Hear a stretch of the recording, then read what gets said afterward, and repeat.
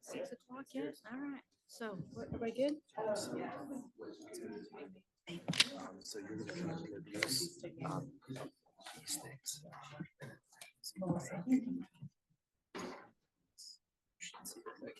Try to read it.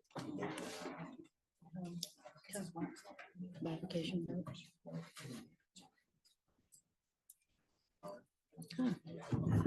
Good evening, everybody.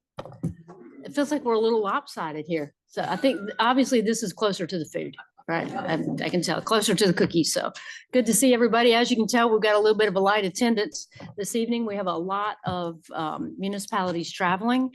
So the good news is we are all here and we're blessed for that.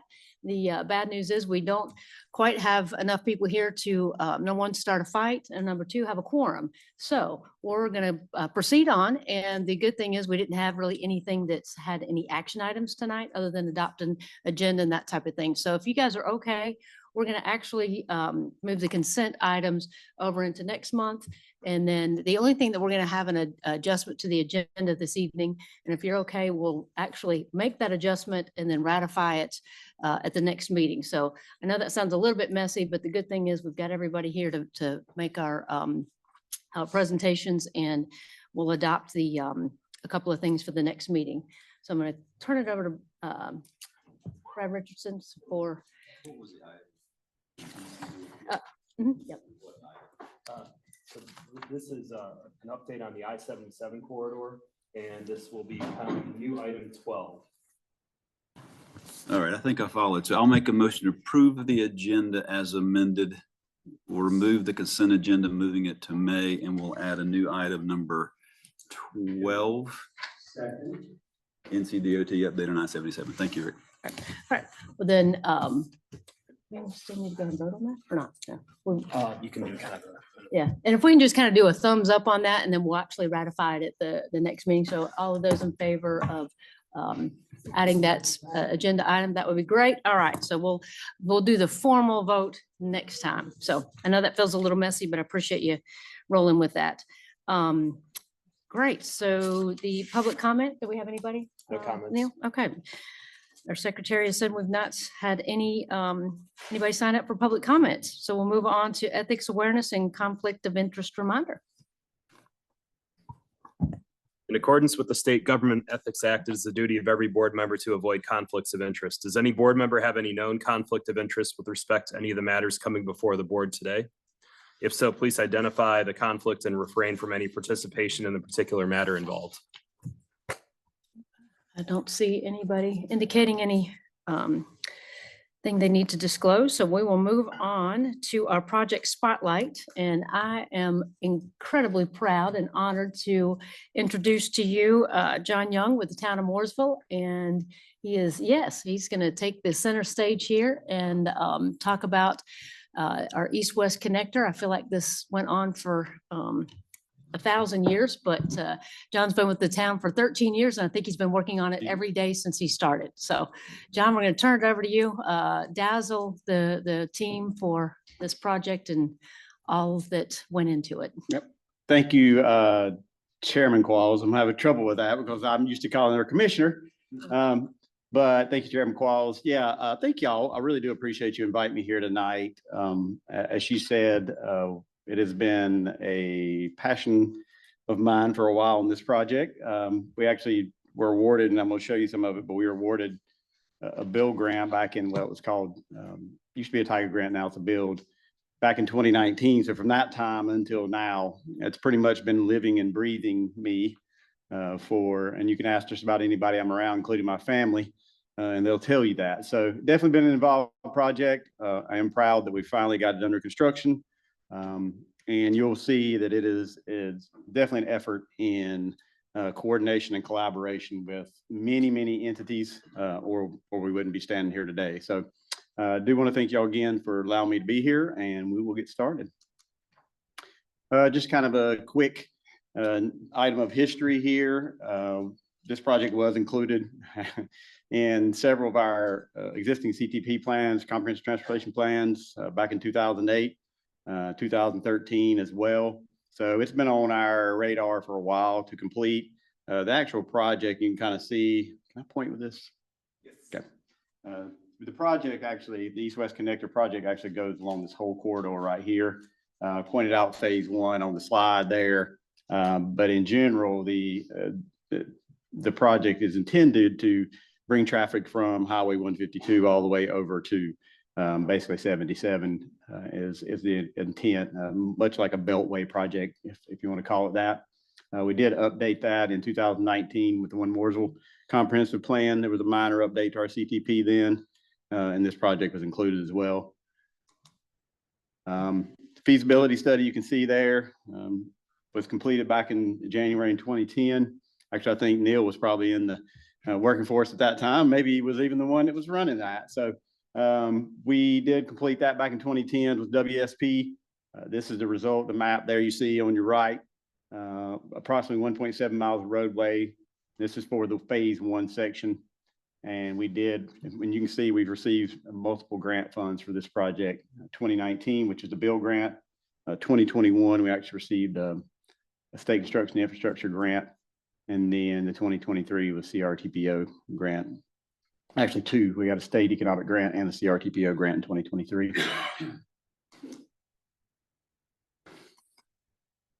So just a really quick overview of the project. It actually includes 3 roads, 4 really. So the original plan, again, was done back in that feasibility study, did not look like this. It actually looked similar to this, but it was kind of nuanced a little bit differently. It had some roads and some transitions that were kind of coming on this area over here. This is Cove Church. If any of you have gotten off at Langtree, exit 31. So Lowe's would be to the north. Lowe's Corporate's actually the road that the entrance to the road, Lowe's Corporate off of Langtree there. Again, since that time, there's been some changes of the original feasibility study, and some of this area obviously is a little different than it was then. So first off, we did have to come in and do a little revision to the feasibility study to actually make this work. Obviously, you can see close to the lake there, Lake Davidson, you want to call it that. And then, of course, Transco Road is right here.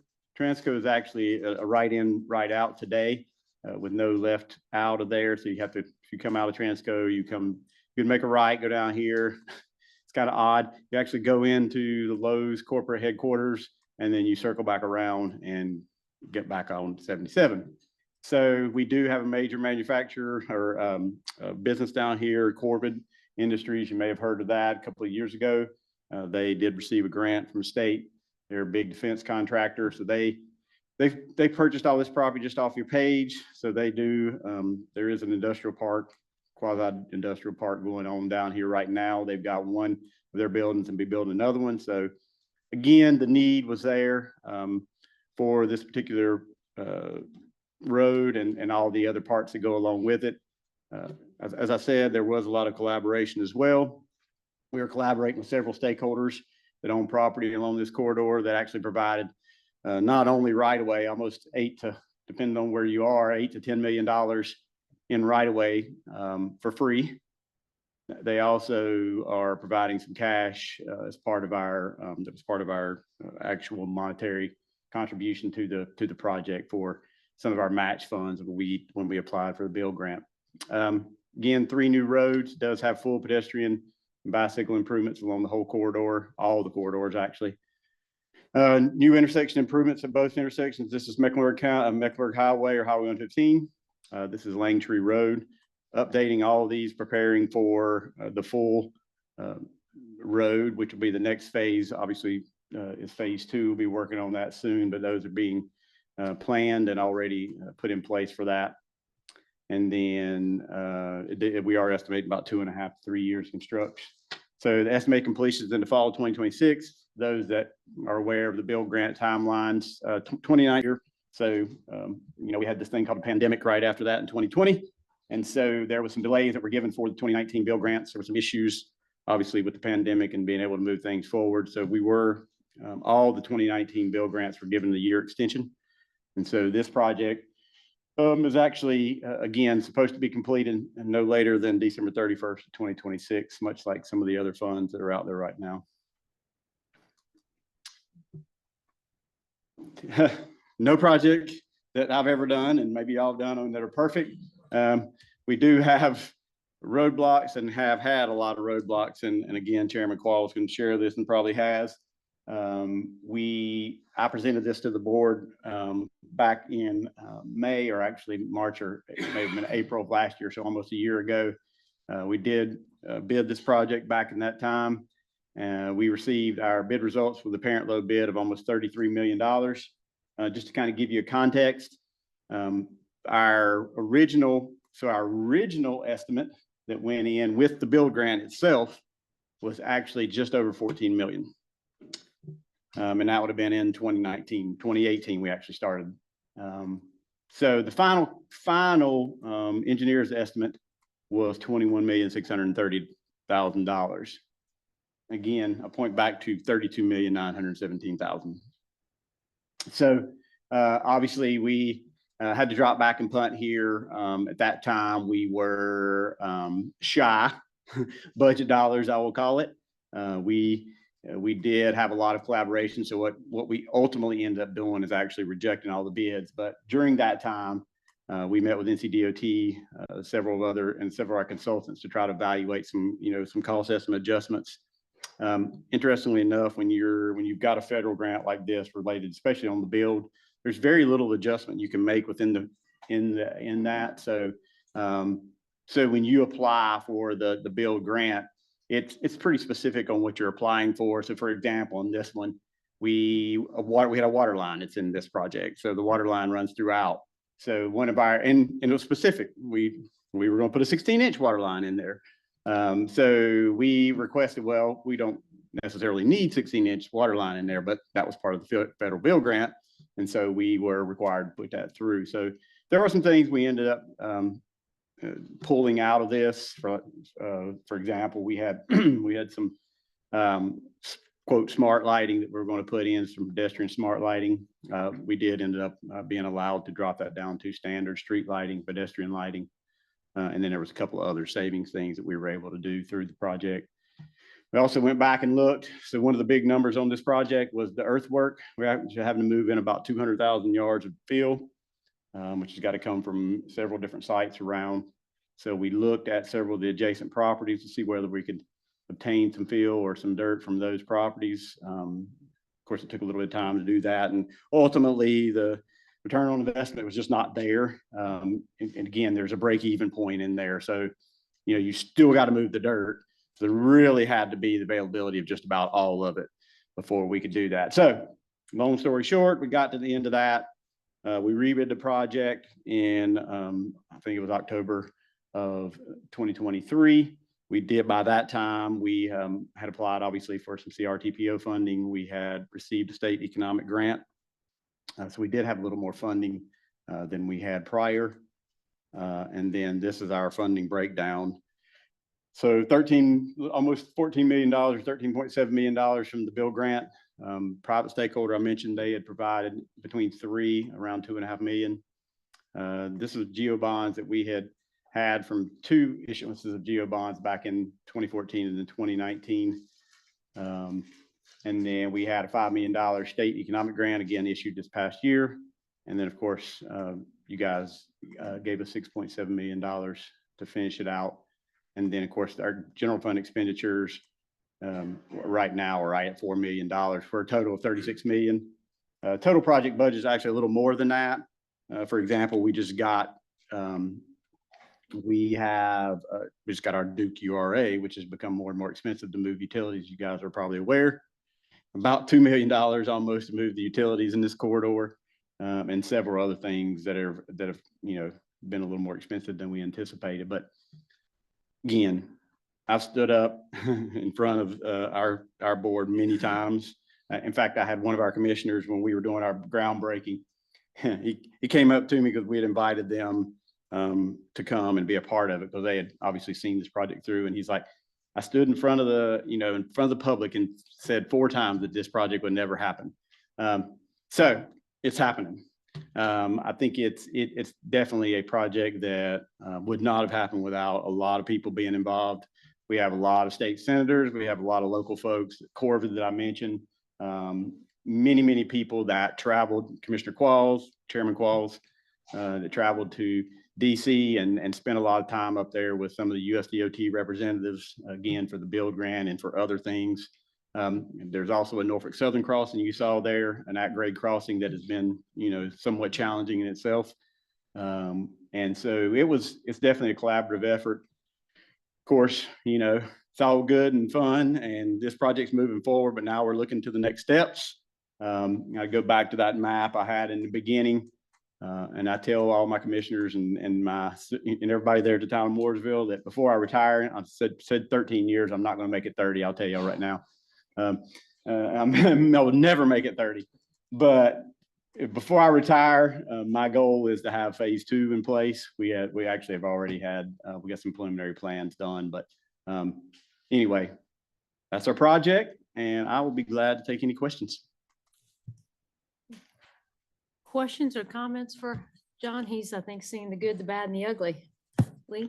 Thank you so much for the presentation. Actually, I just wanted to highlight that we have some special guests here.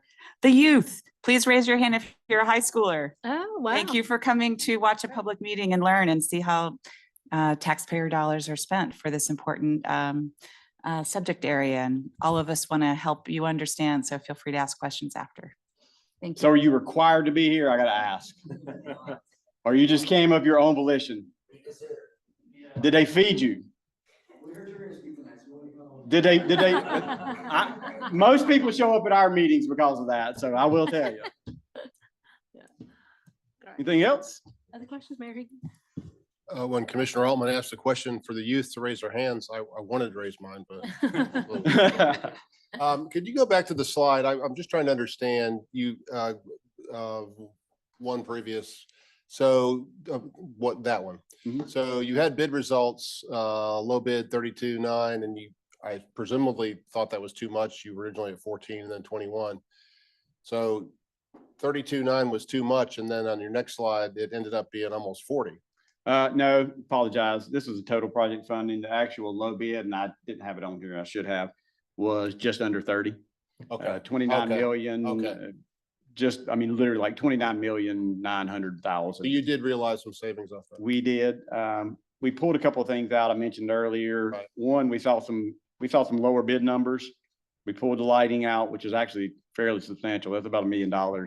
And then we had a couple of other things in there, minor.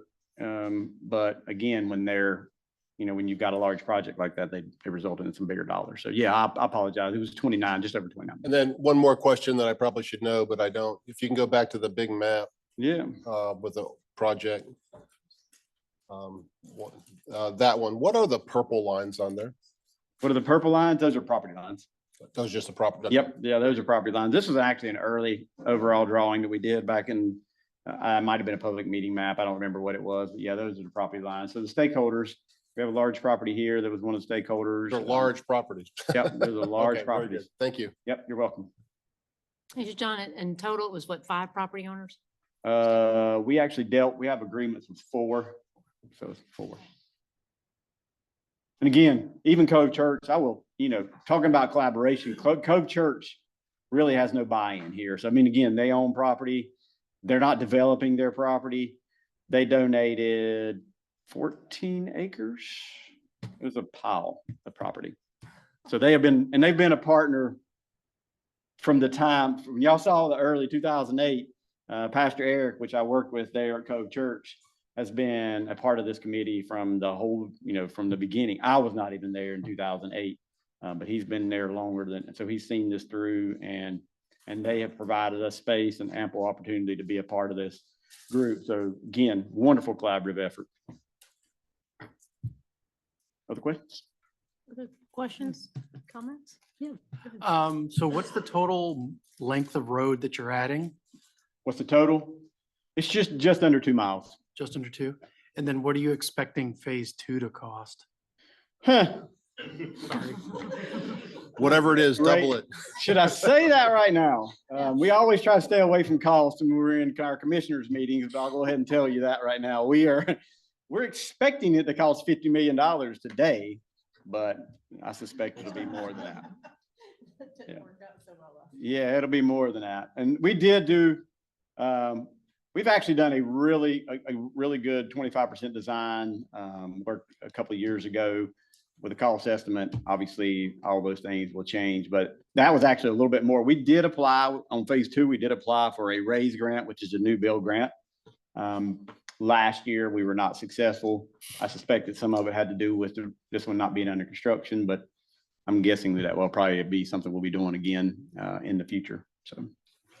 And then it sounds like you had some challenges with your elected officials. No, Lord, no. Was it a full support the whole way? the whole Full time? support. Our elected officials are awesome. What am I supposed to say? I mean, I've got my, one of my commissioners here. Sorry, are they here? Yeah, no. I'm just curious how you negotiated those challenges and what some of the key aspects of. That is a wonderful question. In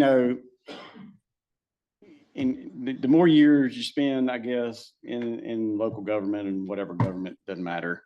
The more you learn of how you negotiate those challenges, I guess I will say. And I think you just continue the course, right? I mean, you try not to get your head down. You try to figure out other ways. I always tell my commissioners when I'm when they're talking with them, I'm never going to come in with just one option. We'll try to have at least 2 or 3 options and try to find a way to get something to happen. I think if you can continue that, which we did here, what is our next step? How can we do this? Where's another possible funding source? Whatever the things are, I think that, it goes a long way when you're speaking with them. And so and again, you know this as well as I do, even if you've got commissioners which always are, they've got certain things they've got to, they're for the people, right? So they're going to say the things that they need to say. But if you're continuing that effort and making sure you're moving something forward and you really have that end goal, which was what was happening here, you can make things happen. So we did. Ultimately, the vote was unanimous. The vote was unanimous. Vote was unanimous. Vote was unanimous. Any other questions? I always like to see how you cobble together funds to get to the number at the bottom. I understand the CRTPO 6.7 and the build and the geo bonds and all that. The ED grant, the economic grant, was that related to the defense contractor or Lowe's? Was it a business from the Department of Commerce? Is that what that would? Do you remember? I would tell you if I knew. Okay. I just know we got $5 million in state economic Okay. grant. Fair enough. Good enough. Thank you. So I don't know the answer to that. It was what we call a little bit of begging, a whole lot of praying. Yep. But it was related to, this is going to be a more of a business campus. Yeah, they purchased all that property. So Corvid Technologies, I just talked to you about, they actually purchased that. So they're working on their second phase of their campus right now. So I'm sure that had a relationship to them. Go ahead. And this will be for both of you, both and. What portion of this lies within the realm of city limits of Mooresville versus Iredell County, and where are y'all looking at future rezonings and potential annexations and things like that as this moves forward? Yeah, that's a great question. So several of these properties still do have to be annexed along this corridor. I think a lot of it is in our ETJ right now. There is some property just south of this corridor right in here that is, we're right on the Davison line, obviously you probably know. And so we've got some things that are developing just south of that. But several of these properties are not annexed today. Like for example, that one, which is not annexed today.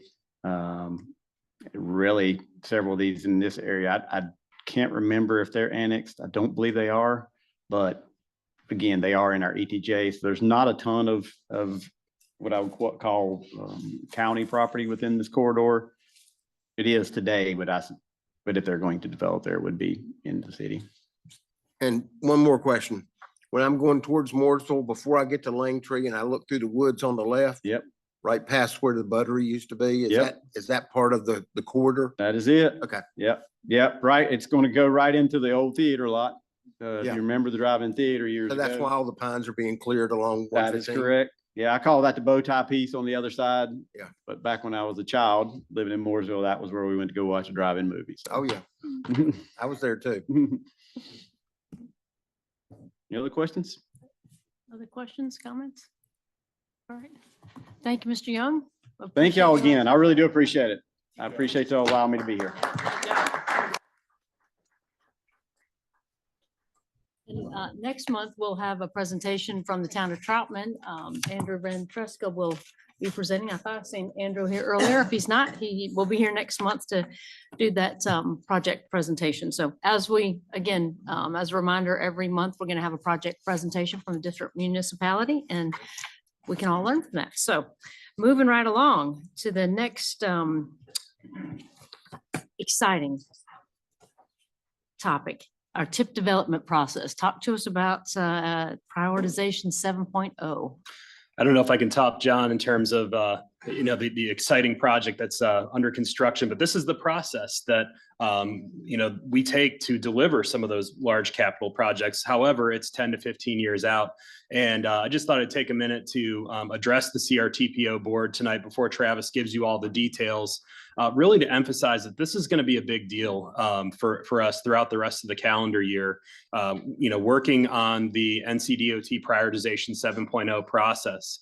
And, we had a lot of turnover at our board, after the municipal elections last year. So we're in a bit of an awkward position in the sense that our previous board endorsed the submittal of highway, bicycle, pedestrian, aviation, rail, and transit projects for P 7.0. However, this board will have to authorize local input point assignments on those projects. So one thing we're going to do tonight is take a little more time with you all to really kind of have you understand the role that CRTPO plays in NCDOT's prioritization process, and specifically where public engagement is going to occur, and when action of the board will be requested. So I have a few slides, and then I'm going to turn it over to the staff lead for CRTPO, Travis Johnson. So what is prioritization, or P 7.0? So this is a quantitative prioritization process that's conducted by NCDOT to develop the statewide transportation improvement program. You hear us talking about the TIP.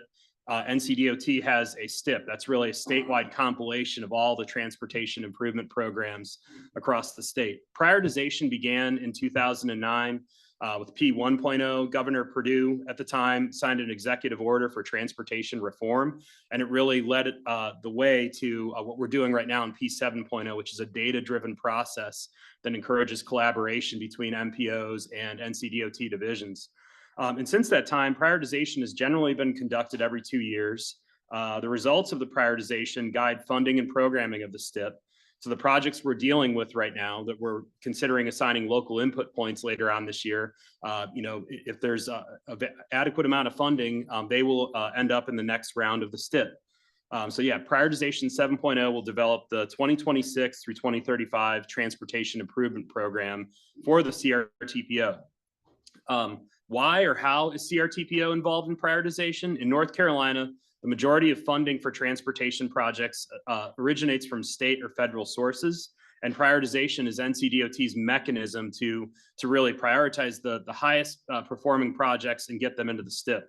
And the way it works is that metropolitan planning organizations and NCDOT divisions submit projects to the Strategic Prioritization Office of Transportation, or SPOT as we call it, to be scored in the prioritization process.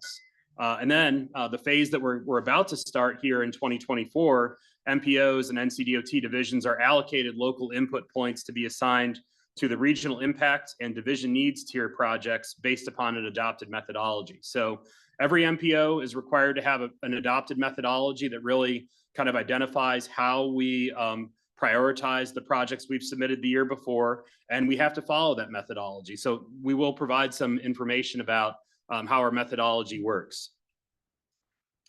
The when. So when does public involvement occur? So a public comment period was held during the project submission phase in September of 2023. And at the time, the CRTPO board endorsed the authorization of us going out to public comment on that draft list of projects.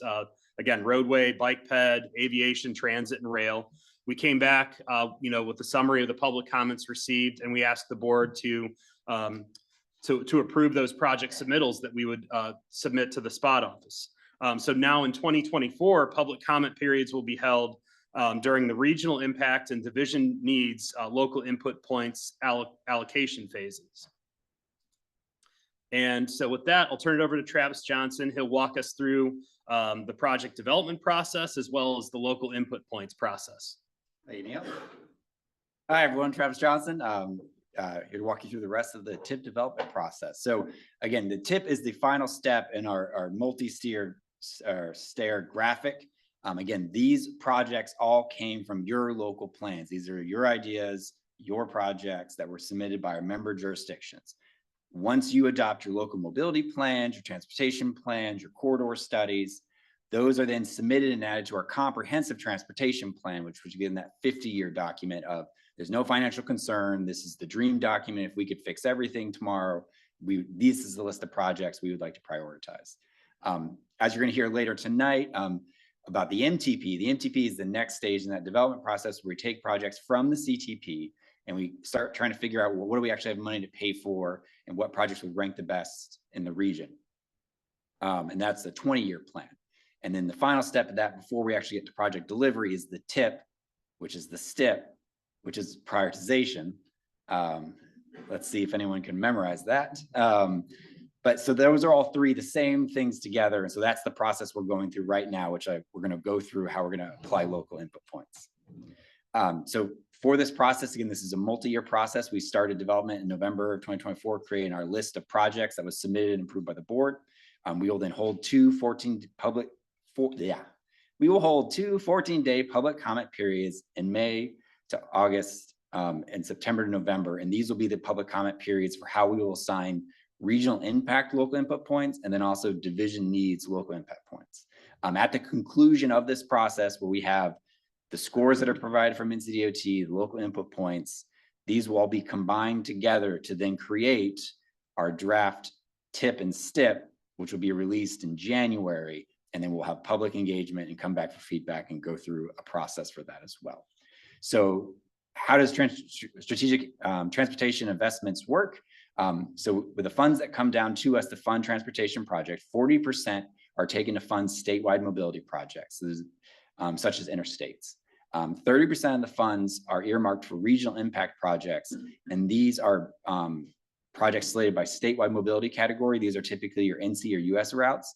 But the funds are then distributed to the NCDOT regions based upon population of that region. So not every region gets the same amount of funds for this step or for this category. And then the final step, which is the final 30% of the total funds, is the division needs. Each division NCDOT gets the same amount of money. And then so we're prioritizing these projects. And so these are projects that were not selected in statewide or regional categories and our division level projects. And then again, this is an equal share among all the divisions throughout the state of North Carolina. Yes. How are divisions formed? Are they by population or road miles or area? Or I do not know how NCDOT divisions were originally formed. Yes. It just dates back to decades and decades and decades, and it's primarily based on geography for operational purposes, and there are 14 divisions. And so it's, they're just geographically kind of consistent in regions where they are. So it's about as good as it gets. It's not like they, 85 years ago teased out populations and said, okay, we're going to make this by population. They don't change. And it was, I could talk more about it later, but I think it was also based on labor availability in those nodes at the time. And I can talk more about what that means later if somebody wants to know. I'm actually fascinated to find out the history of that. So I'll do more research and I'll talk to you. That'd be very interesting. Yes. I've got a related question. Can you back up one slide? Sure. Middle, the regional impact, the bottom bullet says funding based on population of region. Yes. How significantly weighted is that? Because the Charlotte region has a lot of populations. Are we getting our fair share of the? Right, so then we would get money, we would get more money in that. So as you'll see later in the presentation, we actually cover 2 separate regions. So statewide tier, it's against the entire state. That's 4% of funds are for that top level. Everyone in the state of North Carolina is competing for that. Region tiers are made up of NCDOT divisions. So there's 2 divisions that go into the region. And so that total population is then what dictates how much of that funding is then received.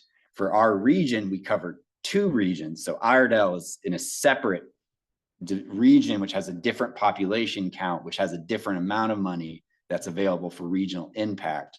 That's separate from Union County and Mecklenburg County, which are in the same region, but they're also in with other counties and areas as well. So it is divvied up based upon the population. The population is important. And then for us, it matters too also where you are on that line, because Iredell gets a different pot of money than Mecklenburg or Union does.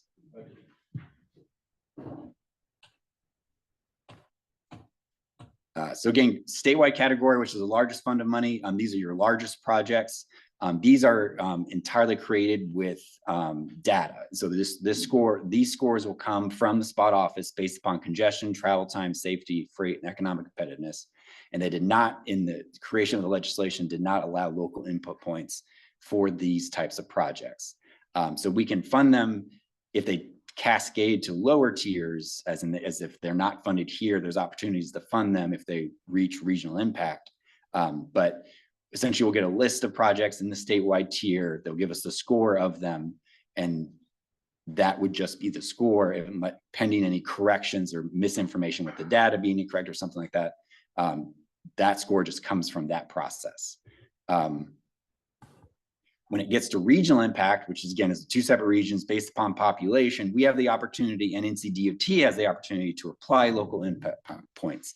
And again, that's an opportunity to say, we see the list of scores, we see what's important, but we know that these projects are important to our region. And then we have the ability to add 100 points to that project. And we have a maximum number of points that we can allocate, which we'll get to later. But then that makes up 15% of the total project score. And then the NCDOT division also has a set number of points that they can then apply. So again, making sure that our point assignment aligns with NCDOT's point assignment is important to make sure that we can maximize what projects would then move up in that process.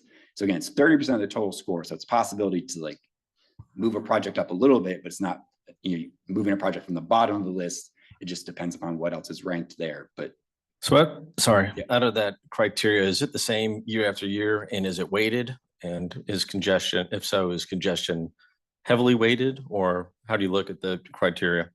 So I think I have a picture that shows it. Yeah, so congestion is 20% of the overall total score, and that is then provided to us by the spot office. So they do the ranking for accessibility, safety, freight, travel time, benefit costs, and congestion, and they have the catalog of that data. So then we are doing the 30%, which is the local input points, which again, we as a CRTPO are affecting 15% of the score, and then NCDOT would affect the other 15% if we're talking about regional impact. And then it's higher for division, which was going to be the next slides. And does that ever change, or is that always going to be fixed at 20? I mean, it just seems a little low. I guess you have travel time and benefit / cost in there, which is kind of related to congestion. Is that where you're getting some of that heavier weighting from? So there is embedded in the STI legislation a work group, a prioritization work group that meets between these rounds of prioritization cycles. I've served on the work group since P4.0 in 2014, and it's not just the largest city. So there are 4 MPO representatives. I'm one of 4 of those. There are also 4 rural planning organization representatives, as well as NCDOT divisions and a whole bunch of other stakeholders. You know, the county commission, board of county commissioners, all these other statewide organizations. So as you can imagine, it's a give and take. And of course, the metropolitan organization folks would like to see congestion and benefit cost raised. But it's really the reason why the work group is embedded in the legislation is to make sure that there is some equity amongst these different criteria. On that end too, with the idea that that these might be moving targets. Do these criteria, especially when it comes to congestion and travel time, cost benefit, does it take into account growth, both projected from, say, 2040, 2050 plans, or more importantly, the growth that may already be approved? As an example, the town of Waxhaw has about 25% growth baked into the cake that's already been approved, and we can expect that in the next 10 years or so as projects go vertical. So is that taken into account with some of these gradings and so forth? So unfortunately, these are based upon the last, I want to say 3 to 5 years worth of traffic data, and that's congestion and travel time savings. You know, NCDOT is working on developing a statewide travel demand model, but as you can imagine, there are so many different roads, and within the road corridors, there are all these different links and network things that need to be coded in. So that's one thing as a work group we've endeavored to do, is to try to figure out a way to do projected traffic volumes in a scientific way across the state, but that's just a very difficult thing to do. So, you know, it's really kind of based around relatively like the current year traffic volumes.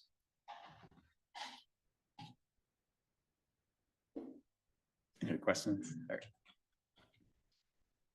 right. So just go back again, division needs. I just want to illustrate again, we saw the percentages, but again, for the criteria that we received from NCDOT, but again, this is where we have the most influence, because as we assign local input points, that represents 25% of the total score. And again, the local input points that NCDOT applies would apply for the other 25% of the score.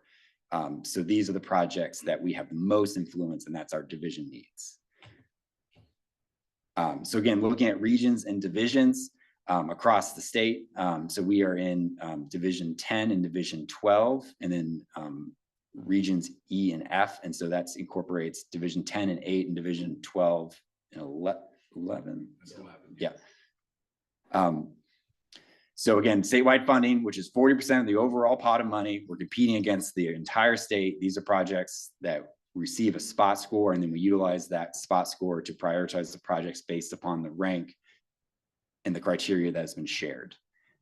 When looking at regional impact, we cover the 2 separate regions, but again, that pot of money is then divvied up. It's 30% of the overall pot of funds, and then it's also then divvied up based upon the overall population of that region, which are the 2 divisions for each of the regions. And then finally, the divisions is the final 30%, and that's given to each division equally, and that's the final 30%, which then we compete. So that'd be Mecklenburg and Union separate, competing with the rest of that division, and then Iredell competing with the rest of their division. So we're going to get into the local input points overview and how we do that. So the SCI legislation requires NCDOT to use a methodology to assign points based upon quantitative data, qualitative input, and modal allocation. Local input points allocated assignments can be adjusted based upon results of public input. But the adjustments that vary from that methodology must be provided a justification. So there has to be a reason for that deviation. We receive local input points based upon population as an MPO. And then our allocation can be no more than 100 local input points to a project. So projects must have a reasonable chance of being funded. So that's why the amount of money that's projected is so important in this process. We can assign the maximum points eligible for each of the projects. Points from the division needs tier cannot be applied to unfunded statewide mobility projects. And we must coordinate with the divisions to achieve mutual point assignment. Because again, we saw that while we represent a portion of the local input points, our other partner is NCDOT. So that's why it's so important to make sure that the projects we apply local input points to also have NCDOT support, because those will then cascade or move up the list because they'll have extra points to it. So as a region, we have 2,500 points for regional impact and 2,500 points for division needs. And we divvy that up based upon the different modes, with the majority of the projects receiving points would be the highway modes. Again, that's where the majority of the funding is also available. And then we have points to assign for the bicycle, pedestrian, transit, rail, and ferry, which we don't have in our region. So for local input methodology for highways specifically, we follow the MTP process. So for the 2050 MTP, we created a set of criteria that was 2 stages, tier 1 evaluation looking at congestion, safety, accessibility to employment, tier 2 looking at natural resources, system connectivity, benefit cost ratio. So again, the measures that was approved in the MTP by the CRTPO board and as part of the MTP process that got baked into that plan, we then take the horizon year, which again, horizon year is the year which we anticipate it being open to the public for use, and then the MTP score, and we sort the projects based upon that. So the project list we typically do is we take the list of projects based upon if it's regional impact or division, when it was expected to be open to the public, and then what that MTP score is, and move those projects to, or sort the projects in that fashion. If there is no MTP score, then we use the NCDOT P7 score to allocate the remaining of those points, knowing that it's outside of the MTP process. For non-highway, we use the P7 score allocation points for non-highway projects. Every mode has 1 allocation of local points. So again, the highest ranking project then typically receives that 1 allocation of 100 points. And then we do a pre-process screening process to ensure that the project is in an adopted plan, which is part of the submittal process. We ask for that information. So then looking at what we're preparing for P7, statewide, we have 24 projects, regional impact, we have 36, and division needs, we have 24 projects. So again, statewide mobility, all of our statewide projects will be competing in Iredell, Mecklenburg, and Union, but also with the rest of the state. So we're not eligible to add points for local input. And again, this is just in the score that we receive from the spot office. For regional impact, for Region E, which is Division 8 and Division 10, we'll be submitting these projects will then be ranked again based upon the MTP ranking, which is the horizon year score, and then P7 score if neither of the other 2 exist. And then Iredell will be competing separately with Region F, which is again Division 11 and 12. So again, there are different pots of money for Iredell than there are for Mecklenburg and Union because they exist in different regions. And again, moving on to division needs projects, again, Mecklenburg will be in Division 10, so it'll be Mecklenburg and Union working together to submit the best projects possible. And then Iredell being in Division 12, we'll again work with, or we're submitting projects inside of their division. So in this funding source, all the divisions have the same amount of funding, but again, the division is much larger than just our CRTPO region. Additionally, we've submitted 25 projects for bike ped, 8 projects for transit, 15 projects for rail, and then 15 aviation projects. So again, schedule for CRTPO milestones for P7. We started the process in July to October, submittal of getting projects to submit. Spot office has been reviewing the project scores, working to correct data. Starting in May is when we will start the local input assignment. And so from May to November is when we'll have start the process of public engagement, sharing the list, having a subcommittee meet to create the list of recommended projects, and then come to you to see that list. A little more broken down is schedule is so into CDOT should be releasing that P7 project scores in May. We'll then work with the P7 subcommittee, which will be made up of member jurisdiction and staff. They will work together to create that prioritized list, which we will then bring to you in July.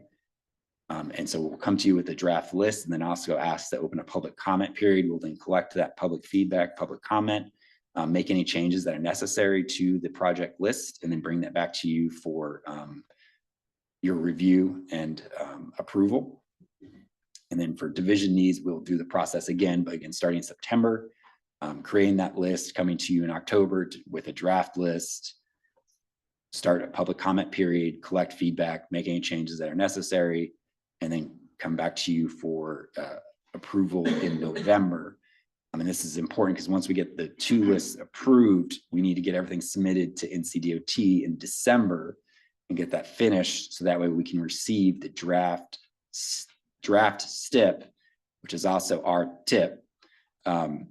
And that'll start another project list and review and public engagement period in addition to that. So I said a lot of abbreviations. I've gone over a lot of information and a lot of numbers. So I will pause here to see if anyone has any questions. Questions or any other?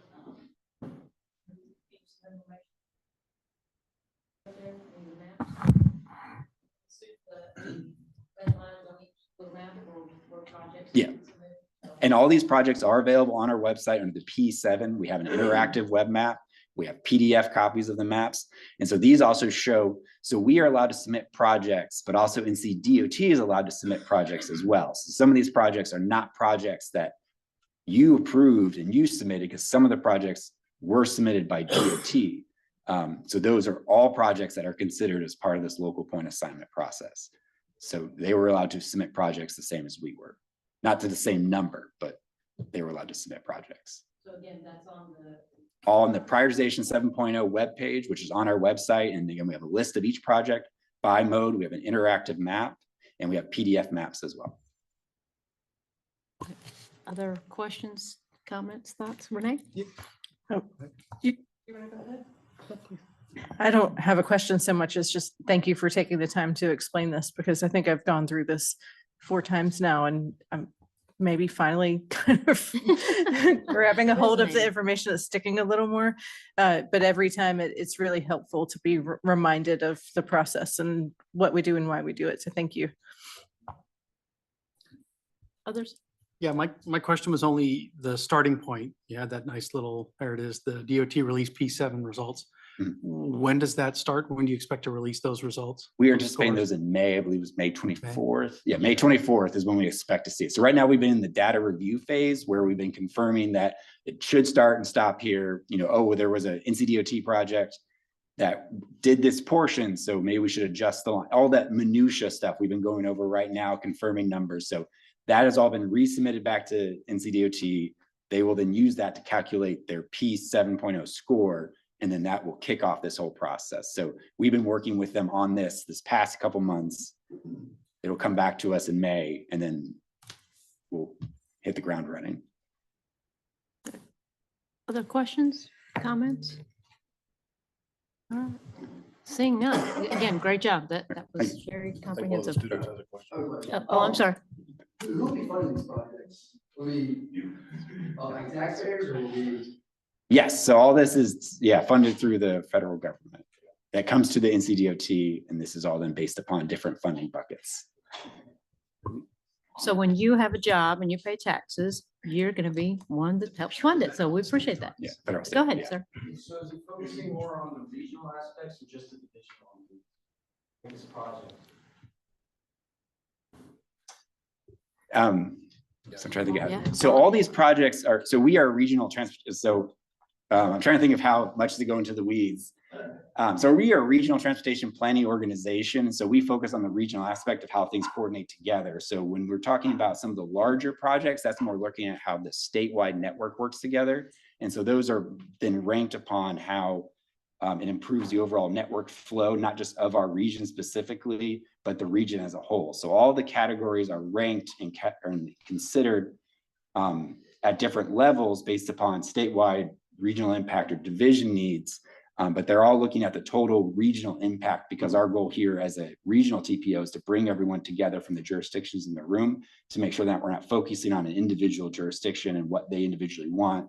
We're trying to prioritize the needs based upon what the overall network needs and improve flow among the jurisdictions. So we exist as the need for cross-jurisdictional and regional collaboration. It's more macro than micro. It's broader. Yeah. Well, so we are prioritizing what our local needs are, and we affect that by, for this process specifically, by assigning local input points, because then we have the unique knowledge of what our region is facing. And so that allows us to say, as a whole, we know what projects improve the region the most, and we're going to give it a score. But then we have local knowledge to understand what is important to our constituents and what is important to our region. And so using that local knowledge is then how we assign the local input points. And we have created a more qualitative process as part of that by using the MTP score, which is something that is adopted by this board and is a process that we follow. So it's like a multi-stage, many-year process to get to this point. Does that make sense? Yes. Okay. It sounds like it's a macro look at the micro. Yeah. So you're looking at this regionally by division, at the macro and how it impacts and hits the ground at the micro. So, cause I mean, we're talking about, you know, 1.5 miles of road here, 2 miles of Yeah, so road there. yeah, so all this feeds into the STIP, which is the state transportation. So that's across the whole state, and what we need is a complete state. And so how we're gonna work that all together. So we are essentially affecting our planning regions efforts, which is the regional view, but then you as the members, and as we go to the public and ask for that feedback, we're trying to find out that micro level of, we know we have we don't have a projects problem, we have a money problem. Exactly. And speaking of money, Yeah. Mr. Lathrop wants to. And so like that's a continual problem we face as a we have plenty of needs, Mhm. we just don't have the money. So now it's well, we're gonna have a lot of high ranking projects that we know are important, but we don't have 100% of the funds to do everything we need. So then based upon elected representative support, based upon the communities that they represent, where do we know the need is, the need should go, and then that's what affects the scores. And so we know they're all going to do good work to get to this point because they've properly been vetted through the 50+ years it takes to work through this process. But That was a great explanation, Tony. You asked about how it's paid for. I think, or maybe Robert did, but it's a combination of state and federal money, and the state money comes from, majority of it comes from gas tax collections, and then also from your license plate fees, and it's called the highway use tax when you buy or sell a car. And then the federal money, which is about 1/4 or 20% of the capital program like this, comes mostly from gas taxes. So that's where the money comes from. It's not income taxes, and it all flows into separate segregated buckets for transportation. In rough terms, one of them's for maintenance, taking care of what we got, and one of them's for new or expanded projects like this. That's a problem with so many people driving electric cars. Yeah, that's a subject for a whole other day. So we're going to stay on track here, if y'all don't mind. And any other questions pertaining to the P 7.0 process around the table? Okay, great. Thanks, Travis. Great thank you job. very much. I'll be visiting with all of you often, so I look forward to the next time. Super. Neil, update us on the 2055 Metropolitan Transportation Plan. Thank you. So from one process that will consume a lot of meeting time to another, we're about to endeavor our own kind of internal prioritization process here. And oftentimes we're in a round of prioritization when it's time to develop our metropolitan transportation plan. So if you remember the stair step, we were talking about the highest one, that when we actually get into a 10-year program of funded projects. So I'm asking you all to step back down in your minds to the middle step in our 3-step graphic, the MTP. So this is really the initial presentation to the CRTPO board on the 2055 MTP. And I'll provide some introductions and then talk about the plan background, talk about our phases of public engagement associated with this plan, and then update you on what we're doing with the goals and objectives and the schedule and next step. And I do want to emphasize this, we do this every 4 years, but organization wide, this is probably the most important plan that we do, because again, we involve all of your member jurisdictions, both at the citizen level, your TCC members. You all will have several opportunities to be involved and make important decisions on this. So I'll be a returning customer up here at the podium as well.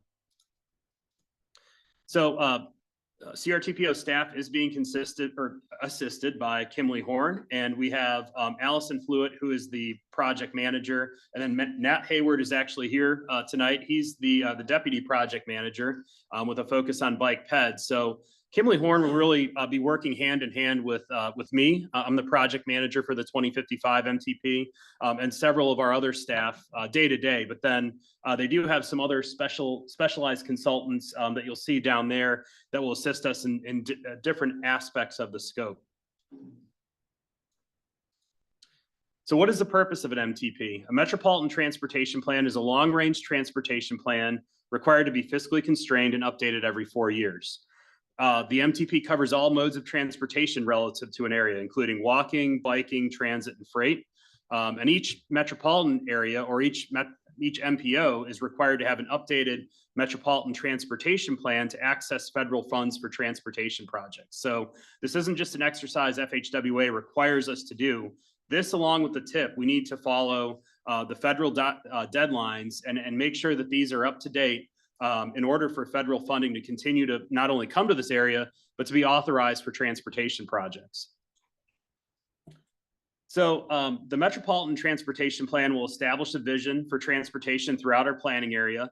It'll identify needs and deficiencies. It'll recommend specific projects and strategies, and it'll create an action plan for implementation, as well as shaping policy and program decisions. And I did mention, that this is a federal requirement, and as such, we're under a deadline to have this board approve the updated 2055 MTP by April of 2026. So we have a schedule I'll show you all later in this presentation that really takes us from where we are today to March 2026, when I'm before you all asking you to adopt the 2055 MTP.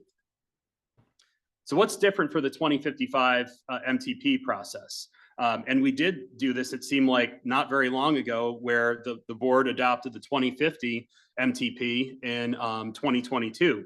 So we have a new federal transportation bill, that's the Infrastructure Investments and Jobs Act. And then we've also undergone a federal certification review. This is where FHWA and FTA come to visit with CRTPO. They ask us a series of questions. They generate a final report. They did that last year. So within that, there are some recommendations that we're embedding into the scope of the MTP to successfully address the recommended updates that Federal Highway Administration and the Federal Transit Administration have recommended for the CRTPO. So within IIJA, some of the newer themes included in the MTP, and some of these were addressed somewhat in the 2050 MTP, but they're shown here because there's a greater emphasis on carbon reduction, resilience, housing, safety, transportation technology, and equity. So those are things we're going to attempt to embed into the goals and objectives, embed into the different performance tracking, project ranking. Along with that, the FHWA, FTA, federal certification review areas. Again, these are recommendations to better address resiliency and stormwater with the congestion management process, to coordinate with stakeholders, to implement our congestion management process procedures. And this was a completely new one for us, but tourism planning, to consult with local travel and tourism agencies to better address needs. And when we were in our certification review, we were all kind of thinking, well, we don't consider ourselves a tourist city, but FHWA or tourist region, but FHWA and FTA said it may not be a place like Disney World, but it might be a place where someone's traveling from out of state to attend a Panthers game, to go to Carowinds, for instance. So one way we're going to do this is talk with the local chambers of commerce and the local tourism boards to really understand what their transportation needs are, what some of the challenges are, if it's periodic, certain times of year with certain events. So that's something new that we're going to address in the 2055 MTP. And again, that certification review occurred on June 27th of 2023. That final report is on our website if you all would like to review that. So moving into public engagement, we'll have several different outreach events and techniques where we've formed a steering and advisory committee. I'll talk a little bit more about who is serving on those. We're going to conduct stakeholder meetings and equity focus groups. We are going to have digital engagement and online surveys on our website. And instead of going to that, one public meeting on a rainy Wednesday, we're going to go to where events already are. We're going to offer pop-ups at events that are already scheduled within your communities. And then plan update presentations, obviously routinely coming back to the board and the TCC. But one other thing too is if you want a presentation on the MTP to your county commission or your town board, even your planning board, or some type of organization within your community, we'd be happy to come out and talk about the public engagement process and how residents can get involved throughout the planning process. So there's 3 phases of public engagement. The first is project kickoff and transportation needs. We'll be focusing a little more on that tonight. That'll begin in June of 2024. And then there'll be a second round of public engagement focused on draft recommendations feedback in March of 2025. And then the third phase will really be focused around, once we have that draft plan that really includes everything from the first two phases, we're going to be going out for public engagement one more time to get resident input before we bring the final plan to the CRTPO for adoption again in March of 2026. So a little more information about public engagement phase one. The purpose of this is raising awareness and identifying needs throughout the 3 counties, focusing on outreach that reviews the plan's goals and objectives, communicates what the existing conditions are throughout our planning area, and begins identifying needs for each transportation mode.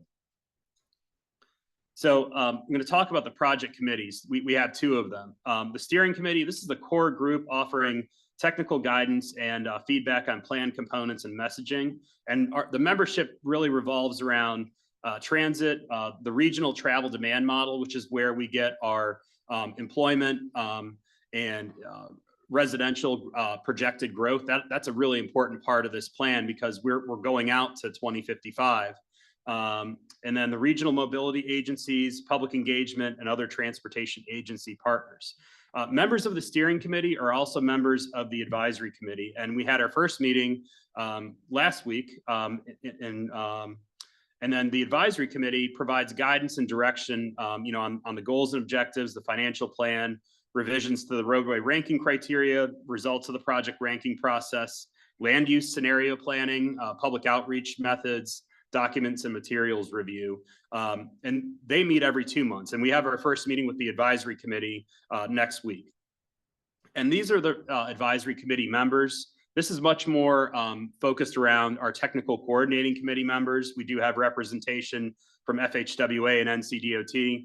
You can see we have jurisdiction representation from all 3 counties. And then we also have our focus area representatives. These are members of our TCC, but they're specific to the air quality, bicycle, greenway, pedestrian, and public health. So moving into goals and objectives, the goals and objectives guide the plan development and future initiatives. We really try to ensure that the goals and objectives in this plan can be implemented or at least affected by the CRTPO. We're not trying to put things in there that we have no chance of implementing. So for the 2055 MTP, the initial assessment that staff has undertaken with the consultant is that major changes are really not necessary. It's really tweaks to reflect what we saw coming out of IIJA, what we heard from the certification review, and really just updating the text to make sure it's consistent with the challenges that we face throughout this region. And this will be reviewed by it was reviewed by the steering committee last week. The major focus of our first advisory committee meeting next week will be the review of the goals and objectives.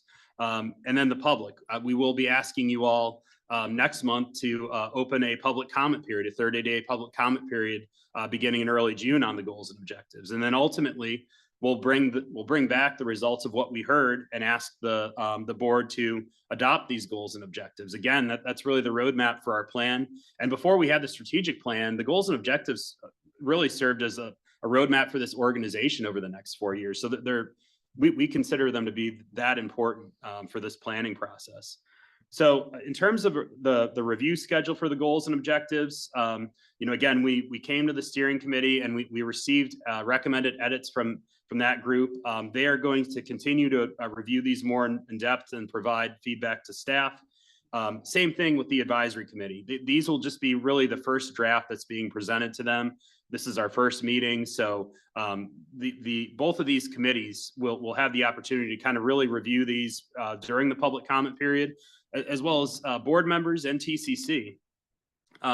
So there will be action at the May 2nd TCC meeting to recommend to the board to open a public comment period on the initial updates to the goals and objectives. And then we'll be back next month requesting to open a public comment period on the goals and objectives as well. And then in June, Steering and advisory committees, the TCC and the board will continue to review and suggest updates during the public comment period. So what I'm trying to emphasize is there will be an action coming before this board next month, but again, it's just to open that public comment period, allow all of us time again to continue to review these, but also seeking the public comments from members of your communities. So schedule and next steps. This is the plan development schedule, and I really want to kind of focus on 2024, but this plan will again be spread out over the course of three calendar years. The data collection and research, that's something that's ongoing. We're going to start the scenario planning effort, and we're going to involve the board and the TCC in a way we haven't done before, and I'm going to talk about that in a minute. The revenue forecast is a very important part of the MTP because it really helps us understand how much funding is available in a 20-year time period, and that goes into the fiscal constraint component. So that'll be coming to you all for an endorsement in the third quarter. And then we're going to begin the project evaluation process in the third quarter, moving into the fourth quarter of 2024. And that's really where we're going to be asking your TCC members to submit us candidate projects, and we'll run them through an evaluation process, kind of a smaller version of what Travis was explaining, with the NCDOT prioritization process. And, in 2025, I'm not going to go into a whole lot of detail there, but that's really where the meat of this planning effort is going to take place, where we're going to rank all the projects that we've received, start working on, the performance-based planning. We'll have another couple rounds of public engagement. And it's important to note, like environmental justice, that's something we're going to do throughout the planning process. If you think about the 2050 MTP, we were virtual for that whole planning process pretty much. And we were unable to really do a good job of getting out into some of those communities with underserved populations, with residents that may not speak English as a first language. So that is a very significant part of this planning process, to be very deliberate and try to hear from all aspects of our planning area. And again, this all wraps up in the first quarter of 2026. All these tasks kind of lead to that final action before this board in March of 2026. So the next steps, again, we've started the data gathering process. That is a very intensive process with a regional effort like this. We're having the advisory committee kick off next week. We will be preparing an existing conditions report that will be part of that first round of public engagement, and then we will officially open that first round of public engagement in June of 2024. Looking forward, we are going to do something we haven't done in past MTP processes. We're going to conduct a State of the Region workshop. The target date is July 17th, so we'll probably do this before the July board meeting. We're still considering a couple different formats. We might do a joint meeting with TCC and board members. We might do one separate meeting for each. And really the purpose of this State of the Region workshop is it kicks off that land use scenario planning process for the 2050 MTP. And you've probably heard the term scenario planning, but this is really where we test different types of land use scenarios. What is a compact development with mixed use throughout our region? How does that impact the transportation system? The other way around, if sprawl development continues and continues to fill in, undeveloped land, what impacts are there on the transportation system, in that regard? So those are only two basic examples. So we are going to get into some more details, but we really want to get board member input and TCC member input before we go and do the hard work of the scenario planning. But we're hoping that this State of the Region workshop will create a shared understanding of the role of scenario planning in developing the MTP, as well as identifying trends and priorities that should be incorporated within scenario planning. So, tentative date, again, July 17th before the board meeting, but obviously as we move through the next couple months, we will be providing everybody with a lot more details on this workshop. So that concludes my presentation. Another presentation with a lot of information, so I'll pause for questions.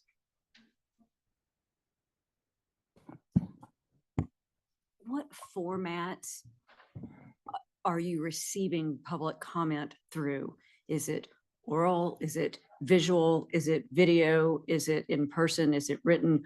How do you receive public comment, or do you anticipate? So in terms of the way we solicit public comment, it's through our website. We will have a web page with all of the pertinent information. We'll have interactive maps, we'll have videos. And then, residents can submit public comments, electronically via our website. They can submit them in regular mail. They can come to board meetings and provide public comments. So really, we're trying to be as accessible as possible. And then, I mentioned environmental justice. When we go out in communities or when we're giving presentations, residents can provide us with their comments there, and we'll bring them into the overall comment log. Great question. Others? Yeah, man. I don't have a question. I just have a comment. I'm pretty impressed with your plan development schedule, because I think if you didn't have that, I could see something like this just meandering on for a decade, or a long time. So that's pretty impressive that you have specific goals and you have a schedule for and tick marks, and so you know if you're on schedule or behind. So that was good job. Thank you. And we need that. We need the goals and objectives. We need that detailed project schedule, because we're under that federal deadline. And if we miss that, that affects projects within this region. So those are the techniques we use to stay on schedule. Other questions, comments? So Neil, thank you for this presentation. And I think it's extremely important because for the next 25 to 30 years, our metropolitan area is going to double in population. So the planning scenarios that you were just talking about, is that when that information starts to play a role in how you move that forward? And going back to what Mayor Higdon was talking about, is your plan development timeline. Is that when you start looking at those things based on the data that you've collected? Great points, Chuck. You're exactly right. Those land use scenarios will really reflect the not only the existing population that's here today, but the projected growth that's coming throughout the next 20 to 25 years. And that's why we also align like our financial projections, and we have horizon years, that break it down into 10 years to really kind of figure out, in 2045, what types of transportation needs can we afford given the land use patterns. That's really what scenario planning is getting at. And that's also why we're required to update this plan every 4 years, because areas like ours are changing so rapidly. You can't have an MTP. You can't rely on an MTP that's 10 years old to tell you what your priorities are.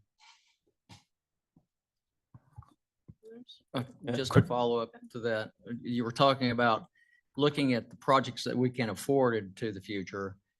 Are you also looking at the projects that we are critically going to need that perhaps we can't afford? So you at least have those two pieces of information on the table. Yes, and that's a good point too. And we started really tracking that in an intentional way with the 2050 MTP, where we had 250 project submittals from our member jurisdictions, and we prepared cost estimates for all of those. So that really helped us kind of demonstrate a total regional need for the 2050 MTP. And we started the process of looking at alternative funding sources, and we'll hear more about that effort later in the meeting to kind of figure out how can we bridge that funding gap. Too many cross-functional conversations with transit when we're looking out, say 30 years. Yes, that's a good point as well. So part of this is we'll have to prepare transit funding projections. For the 3 horizon years, we have 4 transit agencies within our planning area. So we have to forecast the amount of program revenue that they'll receive from FTA. We also have to work with CATS to figure out if some of the capital corridor facilities like the Red Line and maybe the Silver Line, if those projects should be included in the fiscally constrained project list. Right, so it sounds like we're gonna have a lot of public comment period between this project and as well as the P 7.0. Oh, we lost our students. Sorry, we were hoping for a public comment, but we missed that. Right. Other questions, comments on this? Obviously, it's going to be a subject on our agenda probably every month going forward. That's right. Super. All right. Thanks, Neil. Great job. Moving on to our CRTPO Safe Streets and Roads for All application. So Brian and Will. Oh, they're there.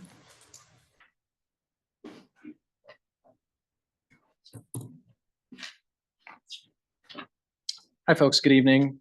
My name is Will Snyder. I am CRTPO's Associate Planner, joined here by Brian Elgort, our Project Implementation Coordinator.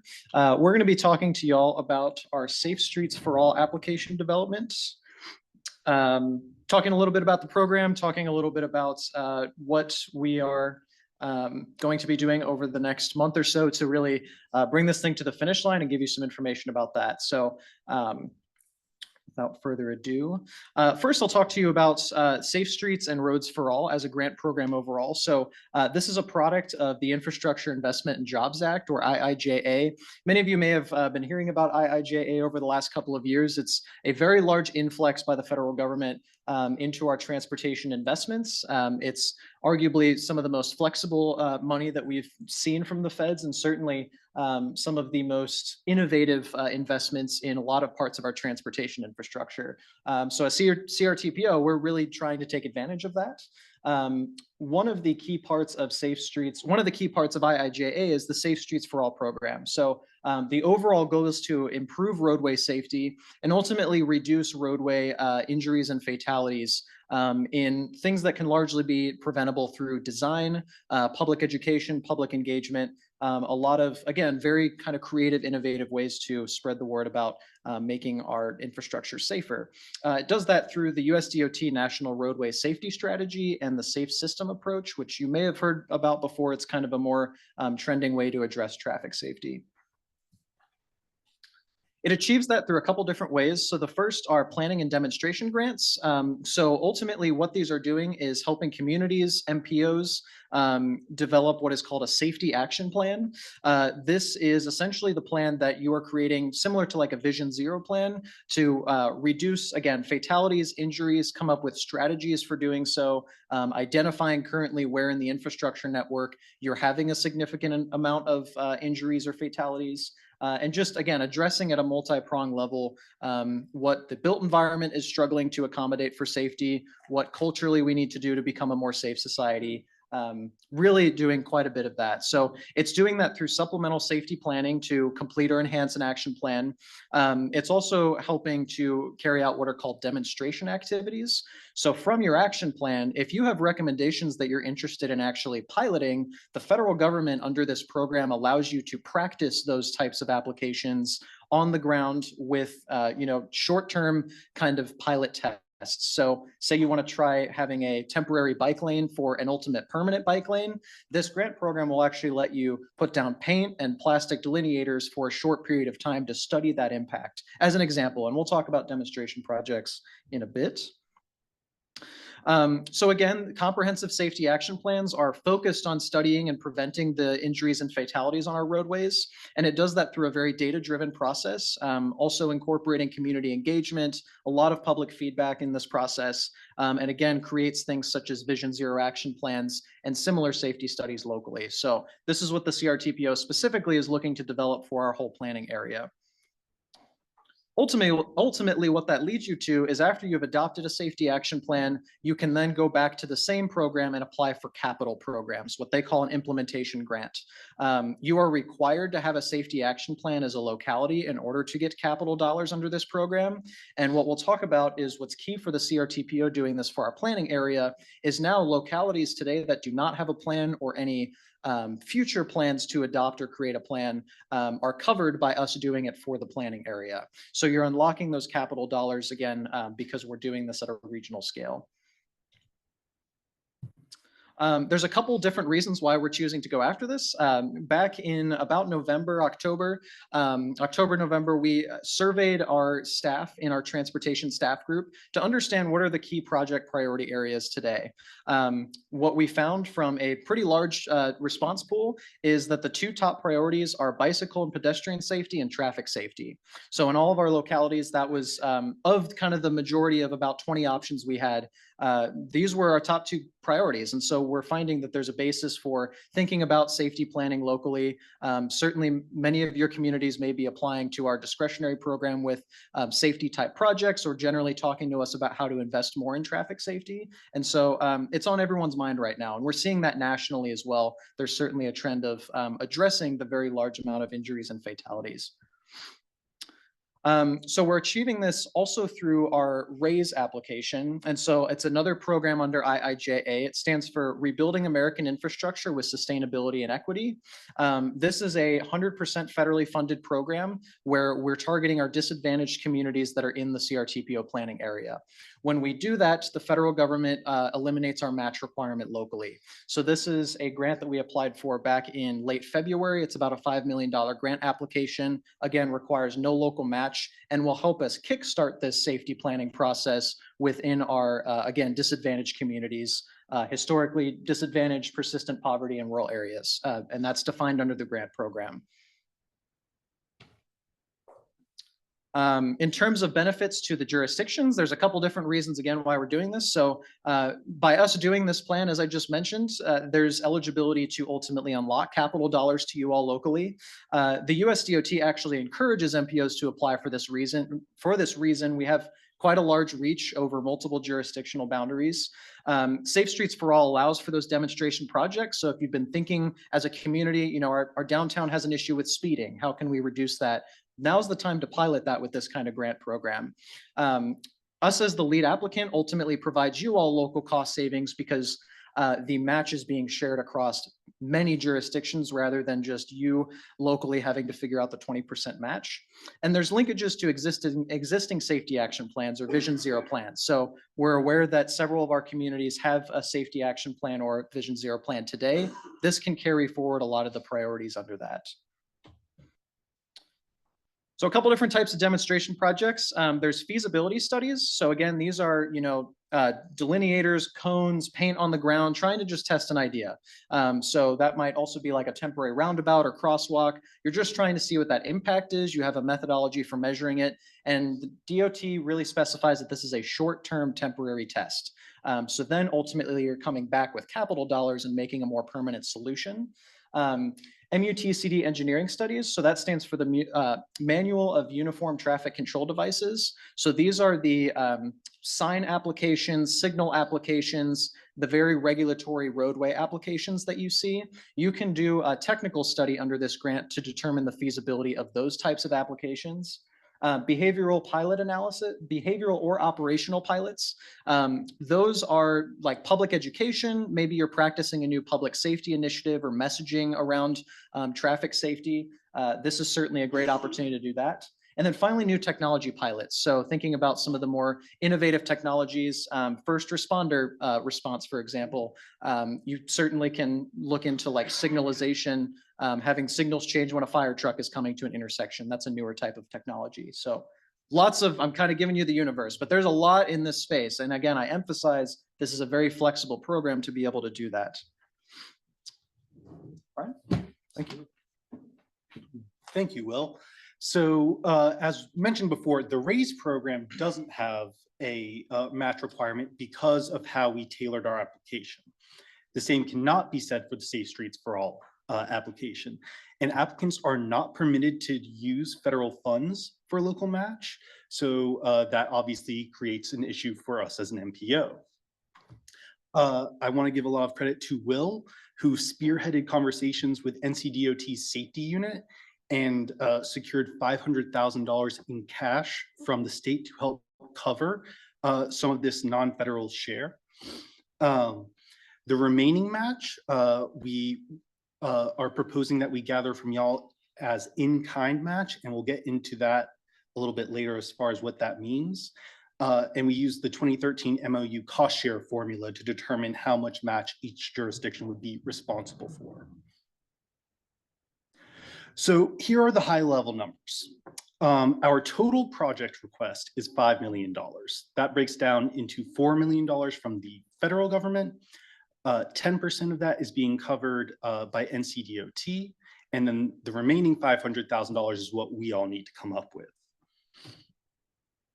So this table has a lot of numbers in there. The local match column breaks down that 500,000 based off the cost share formula.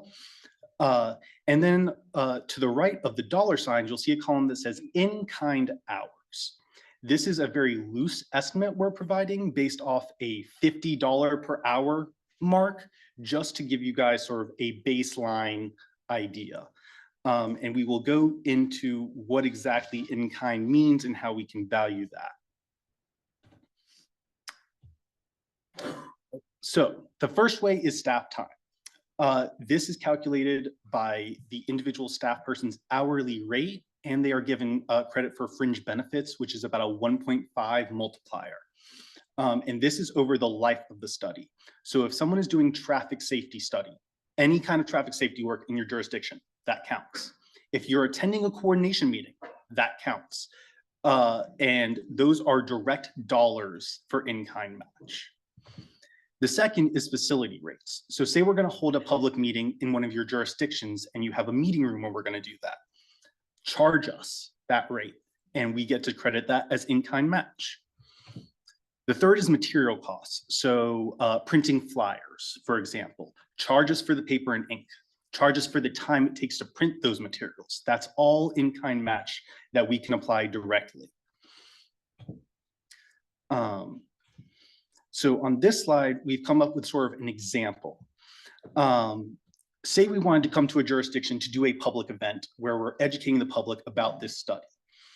We reach out ahead of time and the jurisdiction designates 3 different staff members at different salary rates to do some work on it ahead of time. That's a coordination meeting with the project management team to set it up, any potential data analysis to maybe pick out a key corridor in the jurisdiction, and then public engagement.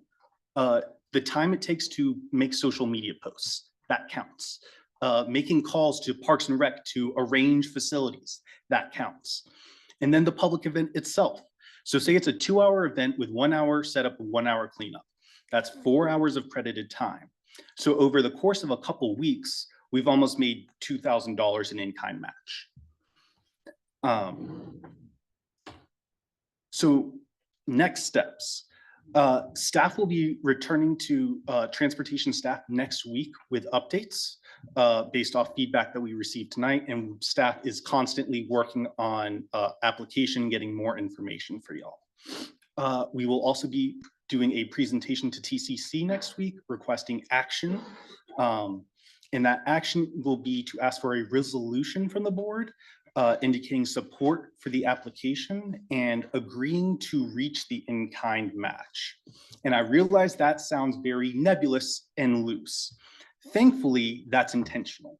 We are allowed to say that we are just going to provide $500,000 in-kind match and figure out the details later. We do not have to come up with those exact figures now. And that is based off conversations with USDOT. So we will come back to this board in May, asking for that action with intentions of submitting our application the day after on May 16th. And then USDOT anticipates announcing the awards in August. And with that, we will pause here for any questions. Questions around the table for the application? Hearing none, I think that sounds positive. Super. So we'll see you back in May. All right. Thank you very much. Thank you. All right. I know we're getting a little bit long, so I appreciate everybody's patience. Everybody stretch, take a deep breath. We'll get just a couple more things. Moving on to the update from Connect Beyond. Jason and Andy are here somewhere. There you are. Good, great to see you. Welcome, Jason. Yep. Thank you very much, Madam Chair. Thanks for y'all having us out tonight. I'm Jason Wager. I'm the Planning Director for Central Atlanta Regional Council, and it's been a moment since we've been able to provide an update to this board, this body, on where Connect Beyond is at. Quick recap, 12 county by state region completed our first ever regional transit vision in fall of 2021. Folks from your communities involved, over 120 recommendations created, and we handed out just prior to starting sort of a recap of 2023 activities now that we're in the implementation stage of Connect Beyond. So really wanted to talk to you a little bit about not just what's happened in 2023, but also where we're at now and where we're headed. The big capture of sort of what we call our 5 mobility moves within Connect Beyond are up here. As you can see, they go together. It's not just about those big investments that you might see in the news. It's about all the smaller actions that occur through local land use decisions, transit agencies and their bus networks, those urban to rural connections and so forth. So really wanted to talk to you today about what is it that is going on to maintain our momentum, keep us moving. One of the things, of course, that we hear is action. What are those local activities, maybe at the staff level, staff generated activities that can be done right now, the low hanging fruit, as it were. Also, of course, keep that regional collaboration going. If that just goes away and doesn't happen, then you've got to rebuild that momentum. And we've got to really manage those misconceptions, champion the plan itself about what this is, what it is not. And then, of course, one of the big things that we've heard all along, we want to retain autonomous in terms of our local community, of what we do and when we do it, but we all know that we're going to do better going after funding together. So let's try to have that mix of activities. And before I go on, I did want to say I've got Andy Grimsky with me tonight. I'll turn things over to him in just a second. He's just joined us as our Regional Infrastructure Accelerator lead. So he'll talk a little bit more about what that is. It's a federal initiative and funding to do just what it sounds like. But we're excited in terms of this idea of maintaining momentum, having somebody really dedicated to keeping those activities going. So some of the highlights. The Advancing the Plan Committee, again, like it sounds, this is an official committee of the Central Atlanta Regional Council. And many of the folks that are part of that are here tonight, and we'll share a little bit more of who's on that. Also, talking about some of the other things going on, transportation demand management, and that's a bit of a technical way of framing it, but we'll talk a bit more about what that includes. Seamless connections. This is what we're calling those very easy or early wins that can be made through transit coordination across the over 17 agencies that we have in our region that provide transit services. And then, of course, some of the other things we've mentioned. So first, that Advancing the Plan Committee, you can see a little bit about what the committee met on in 2023. It was pretty extensive, a lot discussed. These are those really tough topics: governance, funding. It's one thing to talk about recommendations and what we might do. It's now coming to the point of how do we get this done and how do we go together as a region.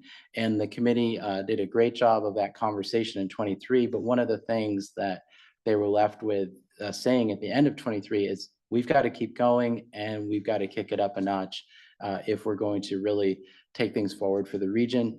And that includes engagement just like this and replicating that all around the region so that folks know what we're up to as a collective and so forth.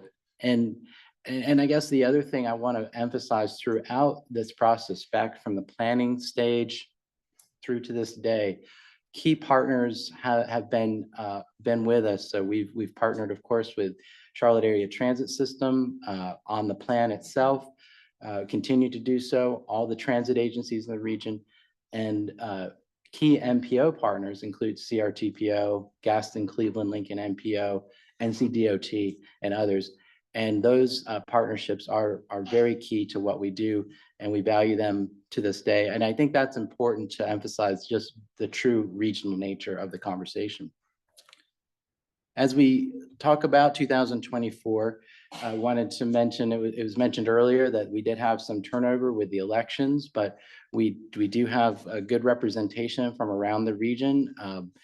Not only do we have Commissioner Qualls as your chair representing CRTPO, but we have some other members here that wear different hats on the committee. So we're really glad to have this diverse set of perspectives when we get together and talk. And some of those goals, of course, continue to refine what that model looks like, and we'll share a little bit more about the model in just a second. In the meantime, champion those short-term wins. And of course, we've got to get moving on the advocacy and collaboration that's going to happen at state and federal levels to see things advance. And underpinning everything, all the decisions and discussions really come back to these principles.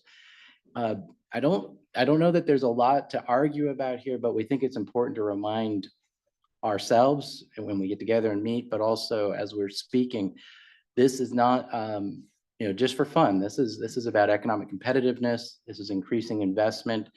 That local input is heard. The regional service and access is in place. And of course, we see some efficiencies. So some of you may in the past have heard of what we affectionately call the jellyfish model. It's really now this regional coordination model. And at the top of the model, you can see what are those things that can be regionally coordinated. Some examples are listed. It's really about the end user, the traveler experience and the rider. What are they experiencing, and ensuring that their trips are fairly seamless. At the same time, operations infrastructure continues and is retained at the local levels where it is now, managed as always. So it's really trying to find that sweet spot between retaining what we've got going on, but also maximizing those regional opportunities. So with this model in mind, this is where the group is continuing to talk through what it'll take to get to that governance and funding that's going to be as effective as possible. Really coming to the conclusion that new legislation is going to need to be required versus amendments or some other approach. And that really leads us to moving forward with the idea of possibly proposing legislation in the 2025 long session. So you can see in this spring, some of the things that we're looking at. And while this seems pretty straightforward, what's your eligible geography, purpose and services, board composition, membership, we're taking each of these step by step, topic by topic, and really just getting a flavor and a sense from that committee what plays in Peoria. So we're glad to be getting further along, but it is something that takes quite a bit of discussion and an important discussion. And I guess I'll just pause there before I go to the next topic. I know we have a couple of members here. Anything that at this point that might be worth adding or sharing from committee member experience? Good to go. I'm on the committee as DOT representative, and I would just want folks in this room to know that the elected officials and city and county managers and on that are on that committee, which is chaired by Mayor Lyles and Mayor Hennon of Kannapolis, there's some serious engagement on it around trying to come up with a regional transit authority. And so it's been a good experience, and I'm optimistic about it. Thank you. And a couple other discussions and topics. Regional transportation demand management. This was one of those items that came out right away as an early possibility of activity. So we've now just about to finish the planning stages to launch a program. What is TDM? This is more than just looking at ways of marketing and educating folks on what are all those options for getting around. This can really be a program that adds to the tools in your toolkit locally for economic competitiveness, getting employees to work sites, maybe meeting some bike, pedestrian, or other mode goals that you have going in your area. So we see this as a great opportunity as this program moves from planning to actual live program to address so many needs, including urban and rural possibilities, using technology, using physical vehicles, and everything in between. And also we're excited that there's some alignment with some of the work here at CRTPO. The Beyond 77 plan pulled out a couple of mentions of recommendations there. And related to that, we were able to successfully apply for and receive discretionary funding. So we appreciate that. That will kick in the next fiscal year in July. and will allow us the opportunity, as we just heard, to pilot a bit some of those activities with areas or hotspots and institutions in the CRTPO geography. What works, maybe what doesn't, hopefully more that works, and bring together some of those good materials that will help advance the discussion in this area.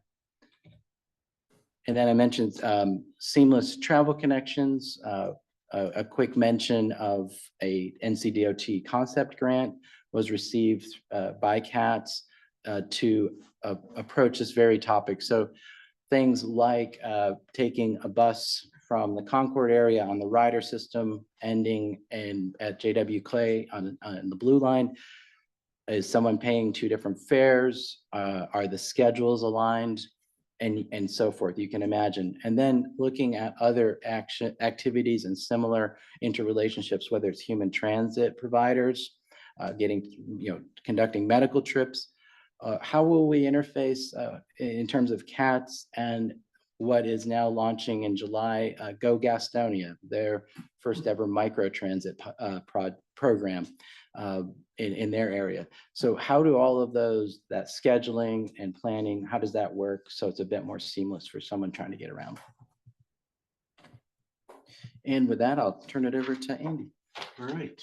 Well, good evening. Andy Grimsky, Centralina, relatively new, about a month and a half. But I want to kind of talk to you about the work that we're starting with our Regional Infrastructure Accelerator.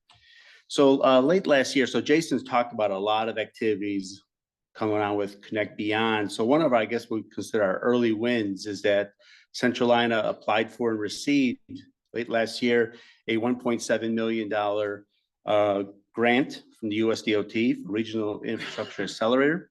And so we've established at Centralina a new Centralina Integrated Mobility Center. And that's to work with our regional partners such as CRTPO to identify opportunities to address mobility issues affecting the entire region.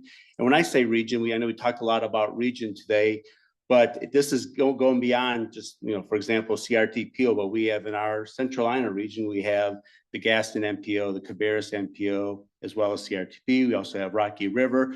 So there's obviously a lot of issues that go across borders of the MPO. So kind of working with them to kind of see how can we address them at a larger scale.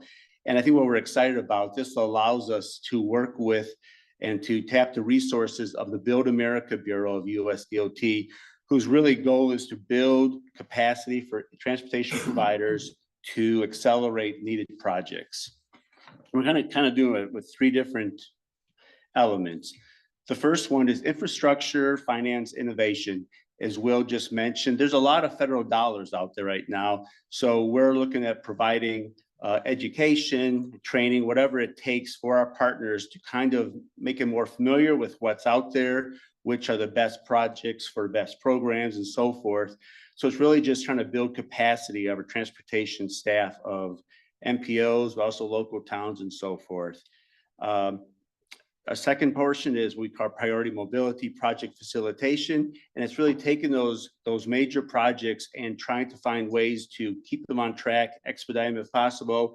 Some examples we're working on right now is the current 15% for the Silver Line design only goes to the west to 485.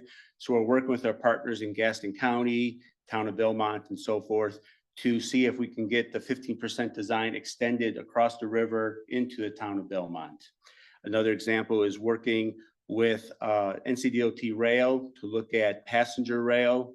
They've recently received grants to look at 7, I believe, corridors statewide, and 4 of them are within our region right here. So try to look at ways that we can assist in expediting any of those corridors. And the last part is transportation, land use, connections, and innovation.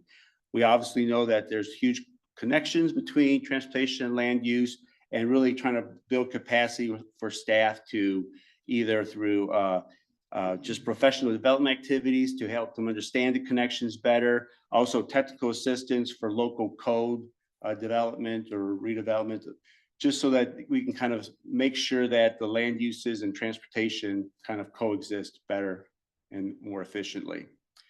So that's kind of the highlights. You'll hear more over next 2 years or so, but it's exciting time and we're kind of excited to get going with that. So I think we're gonna turn it back to you. Yeah, so I think just turning it over to you all, if you had any reactions, thoughts, this is a continually evolving discussion and we want to make sure that we're moving regionally in concert with those close partners like CRTPO. So if anything grabs your attention, good, bad, or indifferent, we'd love to hear it. Mayor Hickton? Yeah, the one slide you had mentioned that you were working with 4 to 8 participants, I believe, for the micro transit. Is that correct? I just wondered how large those were. Could you repeat the question? You said you were working with, it's not on this slide. It specifically mentioned that you had 4 to 8 you were looking for 4 to 8 participants for right here. Oh, okay. Gotcha. Yeah. The TDM. How large or what are you talking about there? You say, I mean. So those could be institutions, maybe a hospital, major hospital. So it could be a pretty, each could be pretty large and a pretty large undertaking. Yeah, in terms of the activity. Right. Yeah, right. absolutely. Centers for employment and mobility. So, yep. Great. Okay, thank you. Other questions for Jason or Andy? Guess we're doing a lot of, you're very busy at the Central Line. Super. It does feel that way. Excellent. So I'm sure we'll see you guys again with another update in a few months. Yes. Thank you.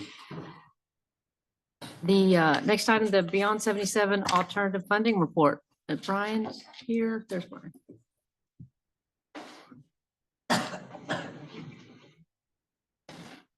Welcome, Brian. Hi, everyone. Good evening. And see if I can jump forward. So just as you said there, so I'm here to talk about something that actually has been mentioned a handful of times, funding. It's always a hot topic, and especially as we're talking about related to transportation and the prioritization related to those. I want to lead off, with a brief agenda. We're going to go through a little bit of the background, kind of the impetus of what this study was, where it came from, and where we went in our next steps. I will lead off with a little bit of a teaser. We did not solve all of the funding problems, as you could imagine. They still exist, but we've identified a little bit of a path forward, which I think has been touched on a little bit throughout the evening. So with that, I'll go ahead and jump ahead. This effort really spawned from both the MTP and from the Beyond 77 study, which considered alternative funding sources in varying capacities.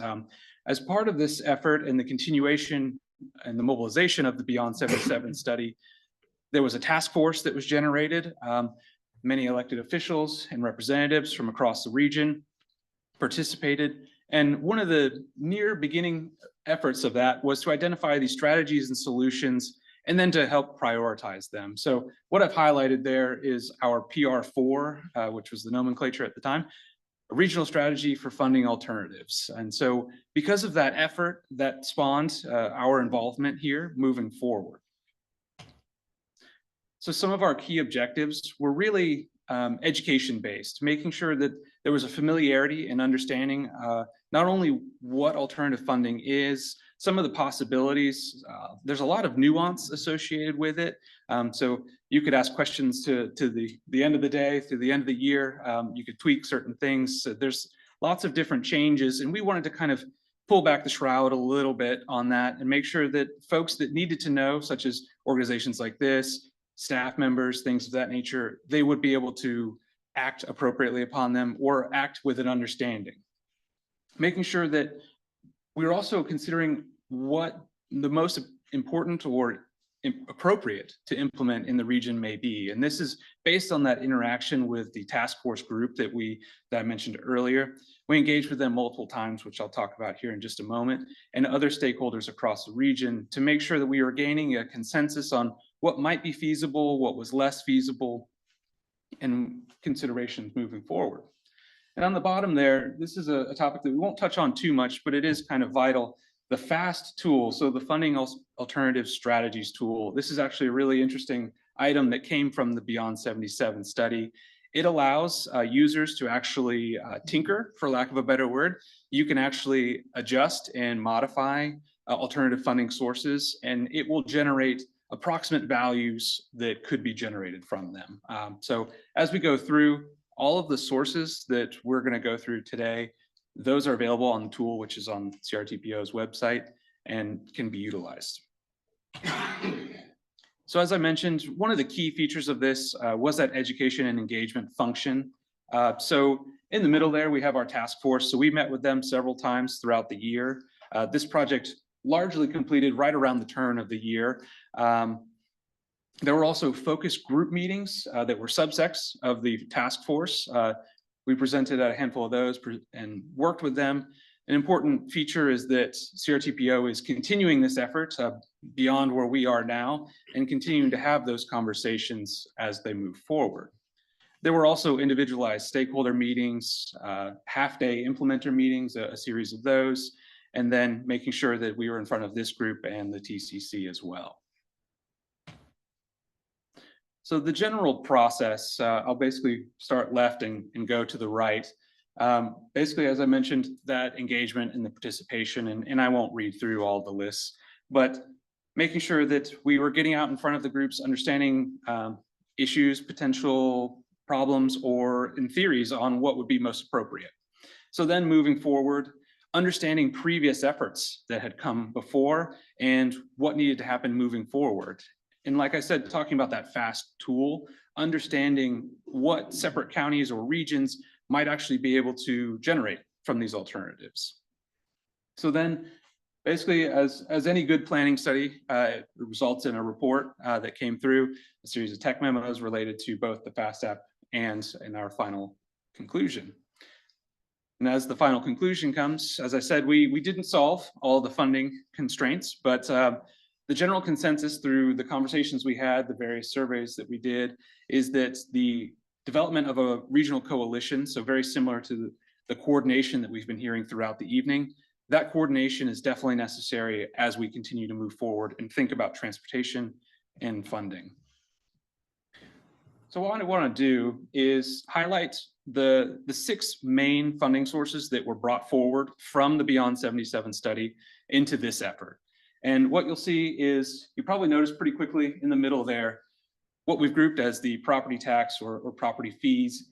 Those have been crossed out relatively early in our process. It was identified through the stakeholders that those were deemed untenable or unreasonable for the region at the time. That doesn't mean that at some point later on in the future, they can't come back into the fold. But for our purposes, they were least favorite. And so they fell off of our list relatively quickly for consideration. What you'll see is that the groupings of sales and then on the bottom registration, those remained. They were deemed a little bit more feasible, a little bit more palatable from the regional standpoint. What we have in the slight middle is general ranges that exist. So your sales tax, I'm sure everyone's pretty familiar with that. Motor fuels tax, I heard that conversation happening earlier as well. A significant portion of transportation related funding does come from the gasoline tax or the fuels tax. So that's a major supplier. Highway use tax related to the sales of vehicles. And then vehicle registration fees as well, which I believe was mentioned. So what I want to do, and the next series of slides are going to look very similar, but if I'll draw your attention to the map in the right-hand corner. Through this analysis, what we wanted to do was consider a 3-county area, which is effectively our MPO area. So Iredell, Mecklenburg, and Union. What I do want to mention is that we included the entirety of Union County, even though it's not within the MPO boundaries. So these numbers are actually coming through on that FAST tool. So you could recreate them if you wanted to when you go home. The second number, the larger number, is if we were to consider the 10-county region that we looked at throughout our study. So these dollar values can come in, and you'll see that the 3-county region often is pretty close to the 10 counties. That's because of the population densities within the closer to MPO region. So with that brief explanation kind of cut through, the first one I wanted to highlight is basically sales tax. It's one of those items that we are all familiar with. It exists. It's actually a very popular alternative funding source throughout the nation. Many states, many counties associated or have what they call local option sales taxes, things of that nature. Those are often implemented locally. There is one that's transit focused, so similar idea. So then thinking about motor fuels, as we mentioned, motor fuels is a significant source, especially from the federal level. If we were thinking, and then I will caveat that the majority of these, depending upon what is being considered being changes, would require state legislative change, depending upon the effort that is going into it. And as I said, you know, I try not to say it too often, but the word nuance comes in.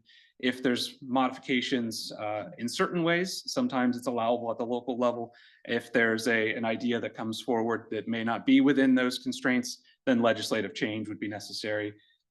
Obviously adding to the time frame and perceived difficulty of implementation. But that's not just for motor fuels tax, that goes throughout the list.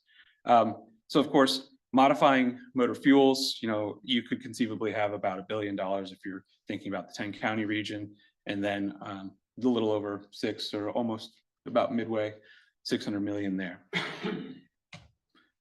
So then thinking some modifications here, and this is a consideration of right now, we have the highway use tax. So thinking about modifications to that, right, we're capped at right about 3%. So if we were to take that 3%, that's roughly what this breakout is here, about 17 billion for the 10 county area, and then about 11 billion when we're looking at our 3 counties. So then thinking about registration fees, basically whenever you renew your license, this is where that would come in. There's lots of ways that this can be modified. If you're thinking about registration for electric vehicles being different than petrol vehicles or hybrid vehicles, different weight classes of vehicles having different registration fees. As I mentioned, I'll try not to say it too many times, but there's that nuance again where different vehicle classes or types can, of course, open up the door for lots of different ways for registration to be implemented. As part of the Beyond 77 study and what we carried forward, this very much just talked about a flat fee for just registration in general. Changes happening.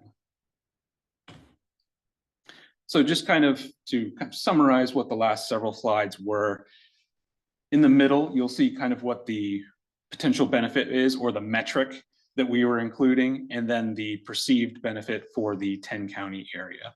So you see the 0.5%, so half penny sales tax, if you're familiar with calling it that way, a 1% fuels tax, a 3% vehicle tax, and then of course that registration fee that I just mentioned.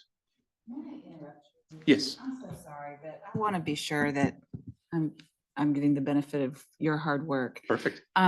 So the Beyond 77 corridor study, which is what I think you're talking about how to fund, is that what you're presenting here? Not specifically, no. So as a portion of that original study, there was I'll call it a subsection chapter on alternative funding sources that did initial research into these 4, and then the other 2, the property related alternative sources that came in. And so as part of that study, it was developed, then we are carrying that forward in the mindset of funding transportation in general for the area.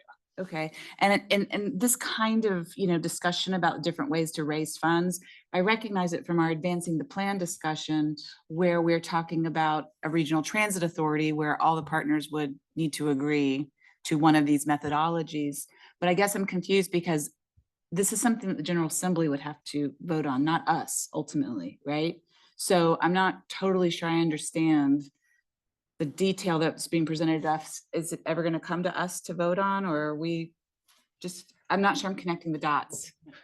I think you're thinking about it definitely on the right scale. There are aspects that when you think about it, that the conversation as we've been going through this has morphed from the perceived difficulty of getting legislative change. You know, so there are items that would require that legislative action and wouldn't be readily available now. So if we all in a group decided that we wanted to do one thing, maybe it's changing the way motor fuels is taxed. That currently we couldn't do just in the room. Mm-hmm. What we wound up coming up with is the idea that the regional coalition needs to be developed to further that moving forward at potentially at the statewide level, getting that momentum moving forward for the idea that something needs to be done, something needs to be coordinated together as a group. Okay, so the goal is that we all hopefully one day decide what we think is the best to advocate to the General Assembly as a new funding mechanism for roads statewide. Is that right? Well, not necessarily statewide, but in general, that would be okay. Definitely a way to think about it. Apologies Not to say that, thank you. yes, absolutely. Always appreciate it. Mayor Hickton? Some of this is kind of self-explanatory, but can you go over the deltas again? I mean, you're talking about a 0.5% sales tax increase would generate 9.4 billion.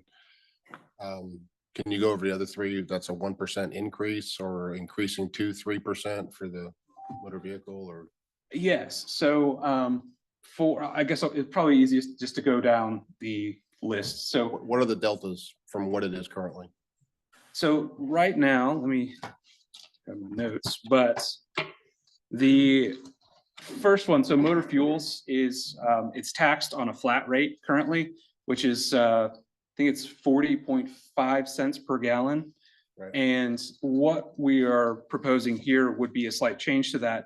Instead of going based on the per gallon price, it would be, our analysis was based on a $2.50 per gallon, and then taxing if 1% of that went into it versus 40 cents or whatever. So that would be just kind of a modification.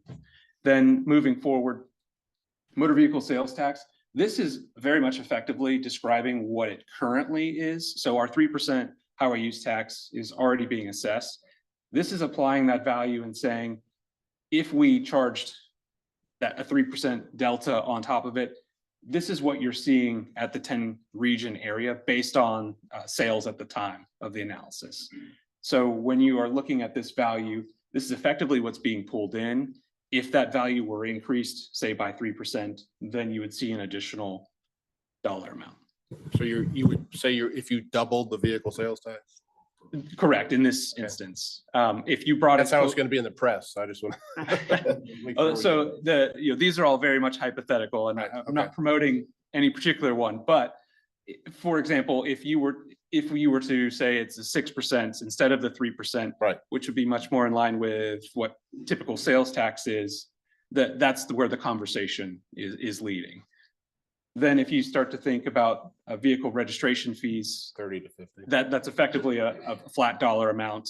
And as I said, that can be applied to different classes of vehicles, different sizes, weights, et cetera. Great, thank you. Absolutely. Any other before I move on?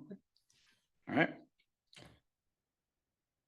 So this kind of gets into a little bit of the conversation we were talking about, that a regional coalition is really necessary in order to provide not only the region, but as we were talking about, the unified front of what is desired and what is most reasonable for the region. Each one of these has different considerations, different implications for different socioeconomic groups, different monetary values that could be generated from them, and understanding what's happening. So obviously, elected officials, they're the voice of the people. We need to have them involved, understanding not only incorporating staff opinion, understanding staff considerations, municipalities, the counties, MPOs, and regional commissions, making sure that all of them are working together and in the same room for the conversations, very similar to what we are today. And of course, as I mentioned, reviewing of the impacts. Every region is going to weight impacts differently. Every region is going to impact or rate benefit differently. So that's why this group needs to be a consideration of everyone.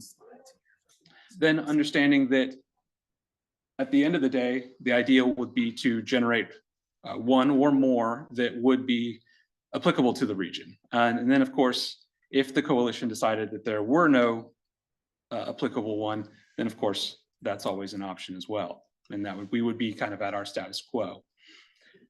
And of course, determining the scale of implementation, as I mentioned, that's where some of that nuance comes in, and certain things are already done at county levels, already done at city levels. If there was any modification to those, what considerations need to be done there?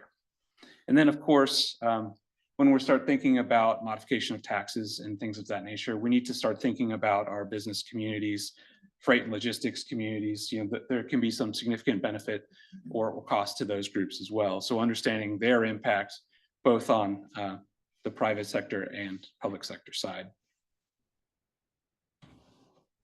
So with that, we had a couple great questions, but I'm happy to answer a few more. And this, it may not work at the back of the room, but I should take you to the actual study on the website. It is on the CRTPO website as well, if you'd like to dive into it. This was attached to our agenda, right? Yes. Yeah, and this was also attached to the agenda, so if you can download from there as well. Additional questions for Brian? It's a lot, so. All right. Well, thank you, everyone.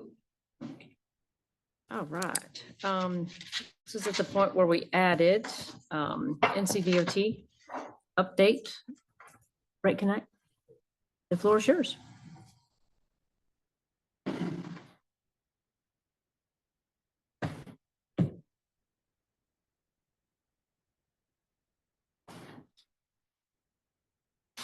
All right. Thank you, Lisa. Thanks, guys, for squeezing me in.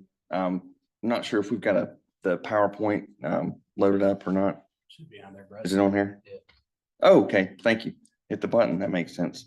So I'll try to go through this fairly quickly, everyone. I know it's getting late. Again, I do appreciate you guys letting me join with you tonight to talk through this. Want to give another update on the I-77 corridor. Quickly talk about what we'll go through. Two separate items, but the I-77 South Express Lanes update. Just go through a little bit of that history. Some of y'all have seen that before. Talk about some state funding options for that project, and then give you kind of a little update on the comparative analysis that's been going related to that project from a P3 versus a public delivery. And then the I-77 North Express Lanes update, we've talked about that the last couple of meetings. Just again, I'll recap what that project is and a couple of things that are going on there. So again, we're talking about I-77 South, as we call it. It's I-5718 in NCDOT State Transportation Improvement Program.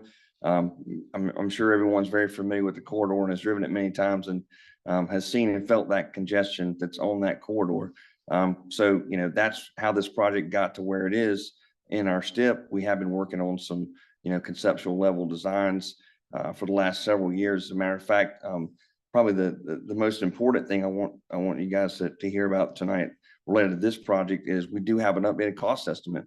Last time we were in here talking about this, I know there's a lot of, it's scary to look at that bottom number, but so the cost estimates that we've generated to date are based on the work that NCDOT and our consultants have done over the last several years.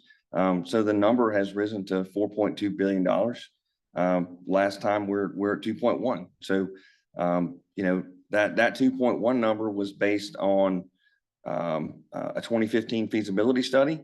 It had been updated since then to include more updated current cost or today's cost at the time, a couple of years ago cost. But this 4.2 billion is based on our newer designs, right? So we've got a little bit more refinement. And as everyone knows, the inflation that we've experienced, particularly in this industry, has led us to this. But please keep in mind, this is a conceptual level. There's elements there that, would be refined moving forward. This project could take different shapes depending upon what happens, but certainly that's a big number and something we're all going to have to figure out how to contend with.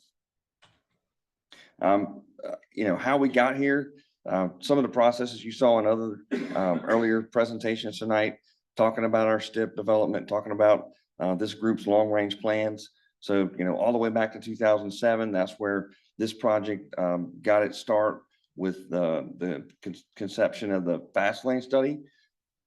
And so as the years moved on, this project found its way into the STIP, all the way moving forward up until a couple of years ago, we received an unsolicited proposal, which started our conversations that we're at right now related to this comparative analysis.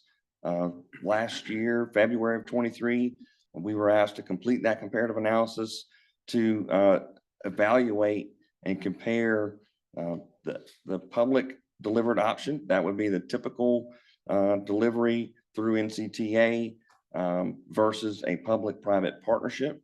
And that's what we've been working on to date. And so later on this year, hopefully in the coming months, we'll be able to walk through some of those results. I will tell you guys, now having been involved in that process, it's proven to be quite difficult. And when you've got a lot of moving targets like availability of state funding, that's a moving target, considering the inflation we've experienced, plus the recent cost estimate that we received.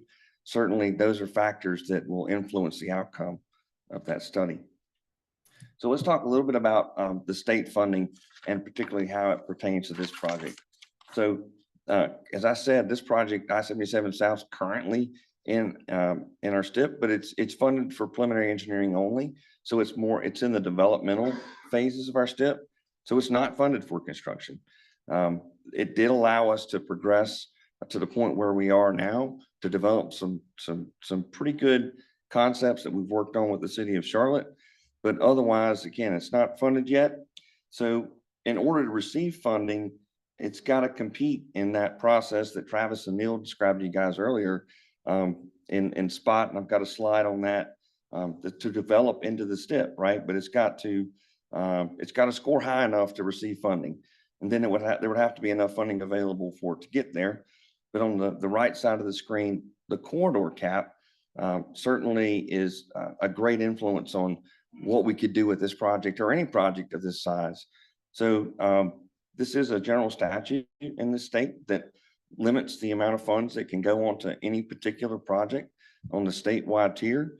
You know, that's the interstate route system and some other select primary routes.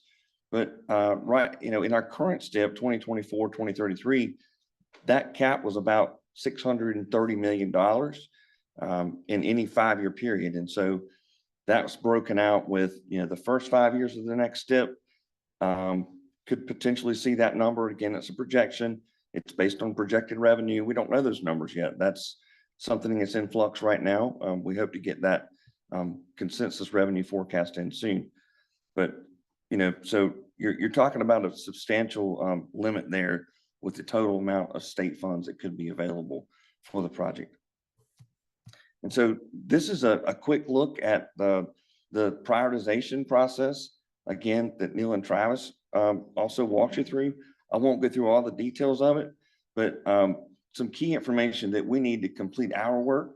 We're hopeful to receive that information in May when we've been working with all the MPOs across the state, all the RPOs across the state for the past year and a half to submit projects, get them ranked and scored. And so NCDOT is going to be programming those projects in the statewide tier in the month of May, which will ultimately tell us, it's not official then, but it's certainly enough for us to start working on, you know, where this project could land in prioritization.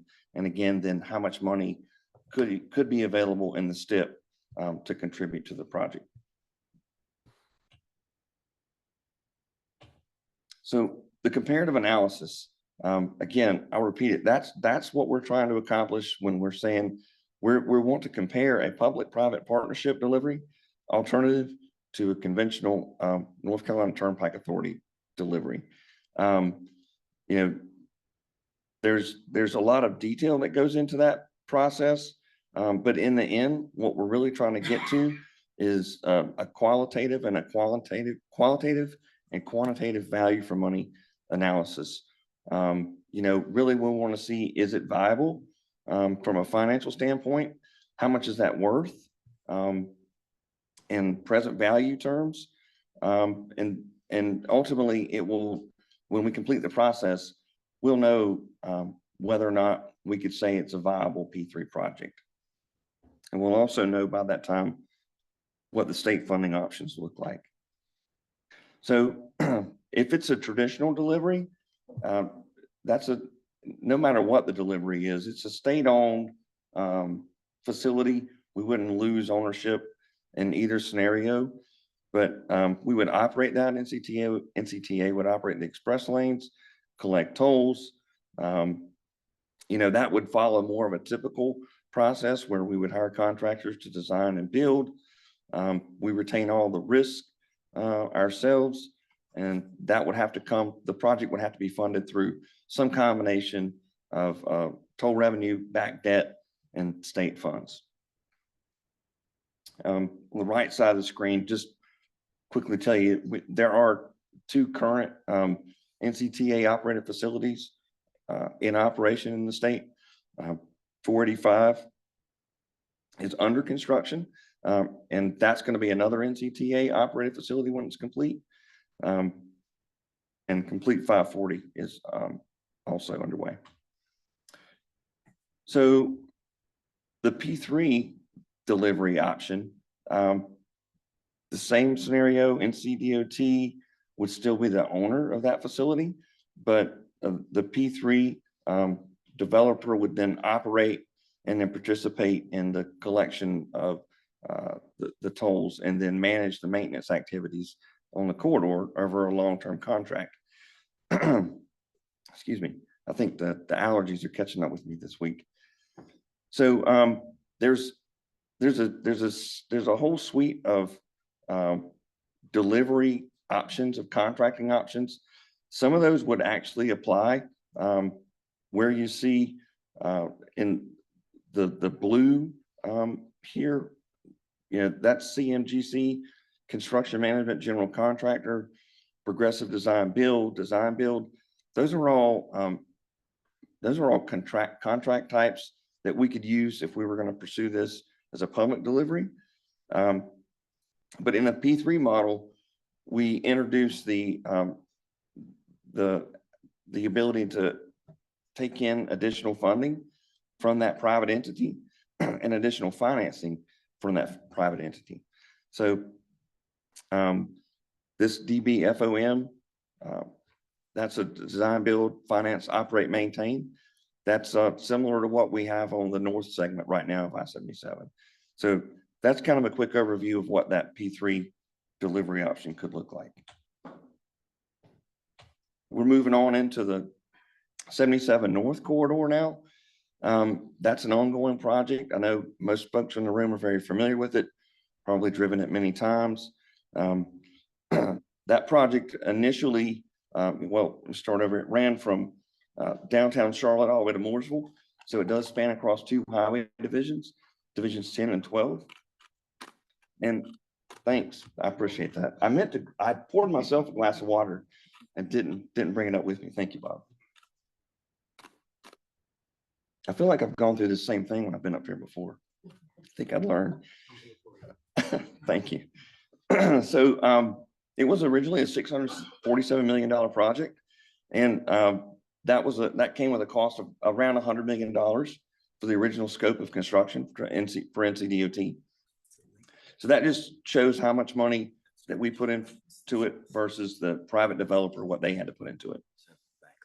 The project construction, it ran on for about 4 years. We were able to get that open in 2019, and it's been running ever since. So a couple of updates. In order for the developer to deliver the project and bring that additional financing and funds to help deliver it, in part of their portfolio included a TIFIA loan. And so they've elected to refinance that TIFIA loan, and they want to issue private debt. They would obviously be required to pay back that TIFIA loan up front.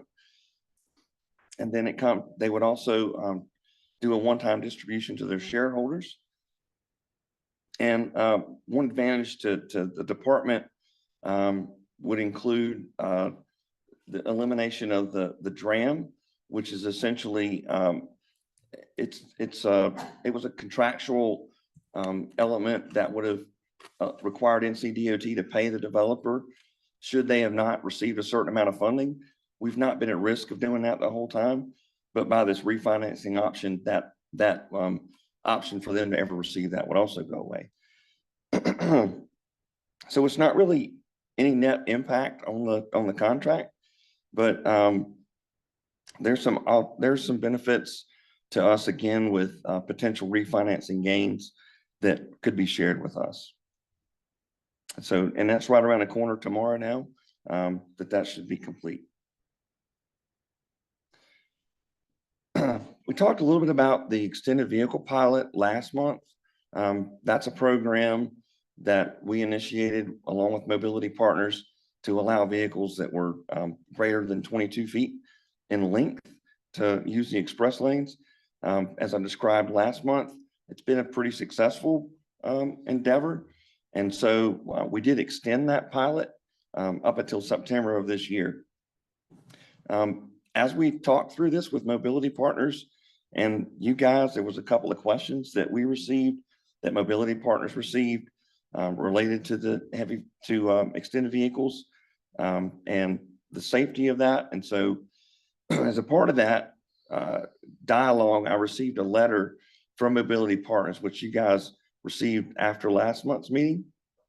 And we just took a clip and put it in here to point out that mobility partners has brought up this notion of expanding the northern segment of I-77, where you've gotten one express lane today. There's a thought out there that there could be, an operational solution to go to 2 express lanes. And so I did receive another letter just 2 days, what's this, Wednesday?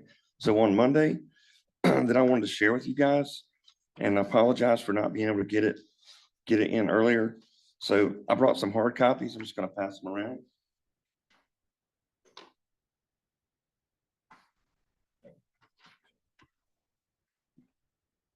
And obviously that's not something that I'm going to expect everyone to digest sitting here in the room, but certainly we can talk through it.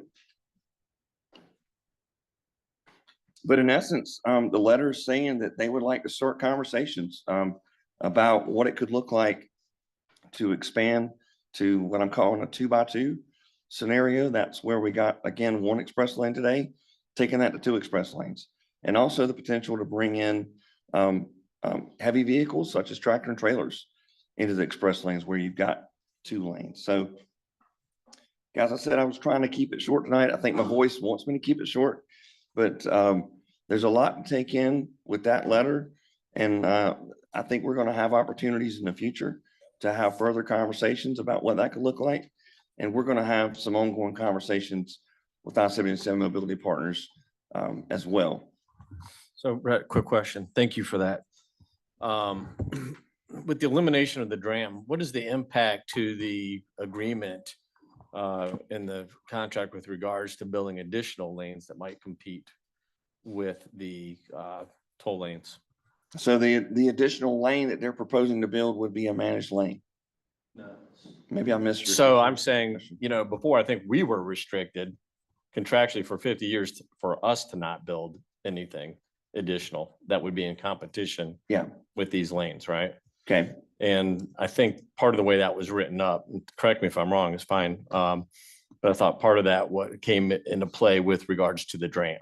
So if we built the roads and a certain minimum wasn't met, they got paid through the DRAM as a reimbursement sort of. Is that impacted at all? Am I right about that? I guess, first of all, could you clarify that for me? And then if so, what's the impact to the removal of the DRAM in the agreement? So David Roy is in the audience with North Carolina Turnpike Authority. I think, David, did you want to take that? Yeah, I can take a stab at that if you want. Sure. Good evening, David Roy, North Carolina Turnpike Authority. David, if you could up to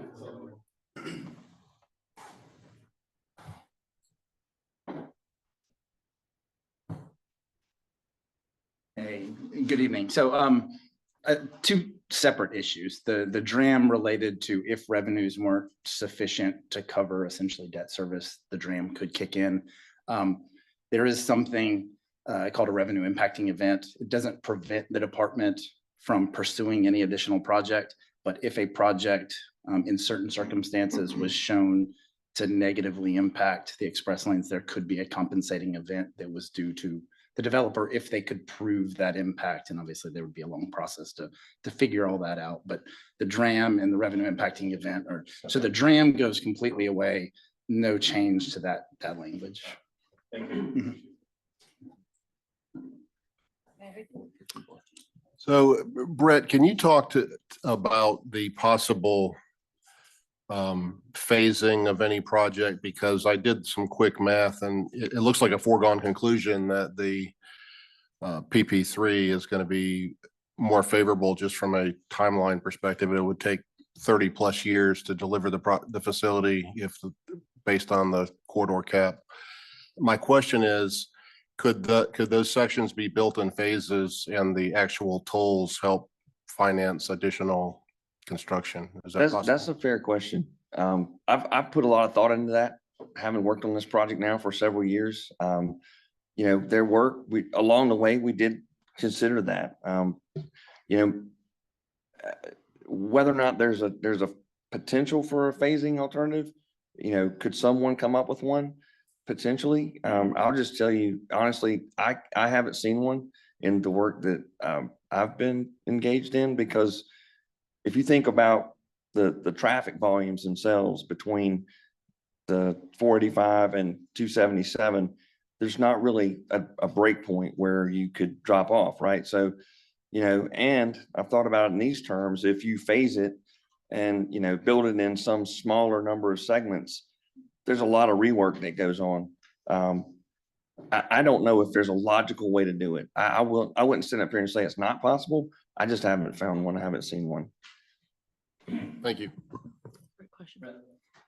That's really, this number 4.2 billion keeps growing. Two questions. What is the average state budget overall for the whole state compared to this 4.2 for 11 miles? And also, is there a way to manage cost as it keeps growing more? Yeah. So,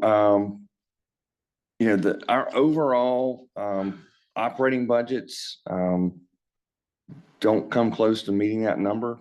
I would hate to try to quote that for you right now. Tony looks like he's got it. On an annual basis, it's the total budget just for transportation, because that's separate from general fund stuff.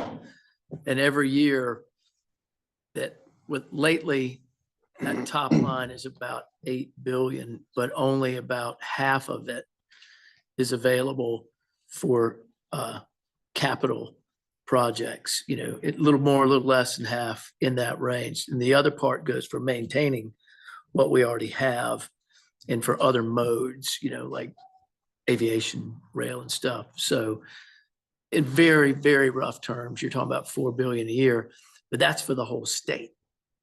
And that's on an annual basis. So we're talking about 11 miles being a big chunk of what the state pays, and just half, you said 8 billion for the whole state, and you divide that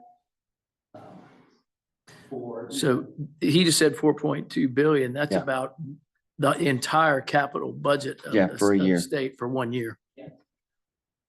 Is there what managing the cost is there a way to manage that thing, keep going up? Well, it's going up over time. That's one factor that I think everybody can say we've experienced in the very recent years, especially, right? So the longer it takes, the more it costs. But obviously part of what any, design and construction process would look like, we're going to try to refine that. We want to be as efficient as possible. That again, that's why I wanted to reiterate that that's a number we have today. It's based on some conservative estimates of the right of way needed, things that we might be able to trim up, or, if there were a better way to do this, we might find that through a P3 process, but we couldn't say 100%, but certainly we're always wanting to optimize. Other questions or comments at this point? I think everybody's absorbing that $4.2 billion number. It's a big B.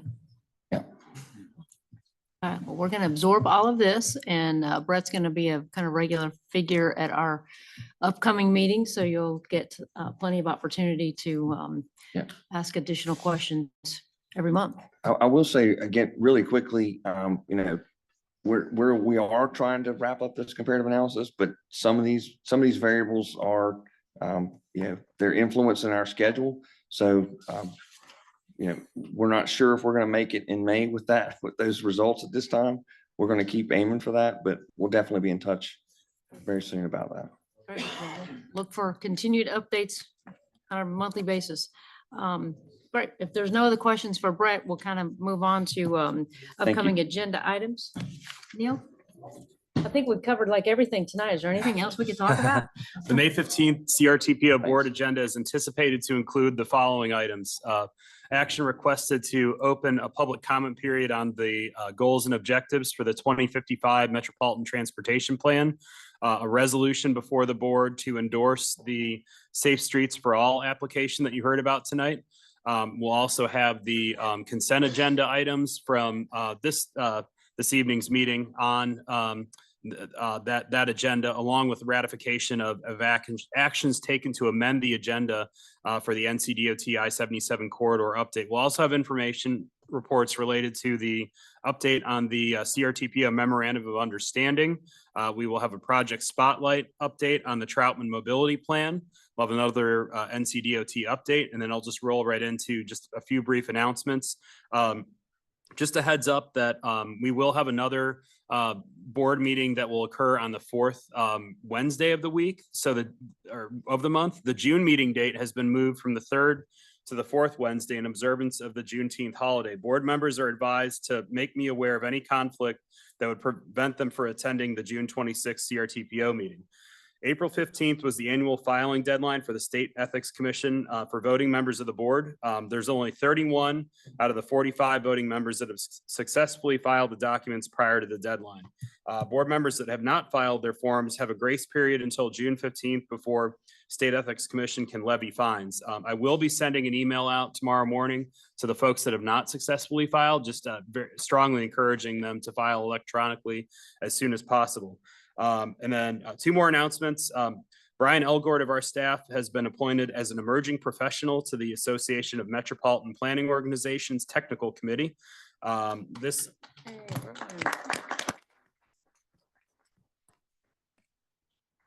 The AMPO Technical Committee addresses technical needs of MPOs throughout subcommittees and research programs. It works with the U.S. Department of Transportation to identify MPO training needs and disseminate information on new technology, planning tools, and design concepts. And lastly, it is Administrative Professionals Day. I just want to thank Theo for everything that she does for us and for this board.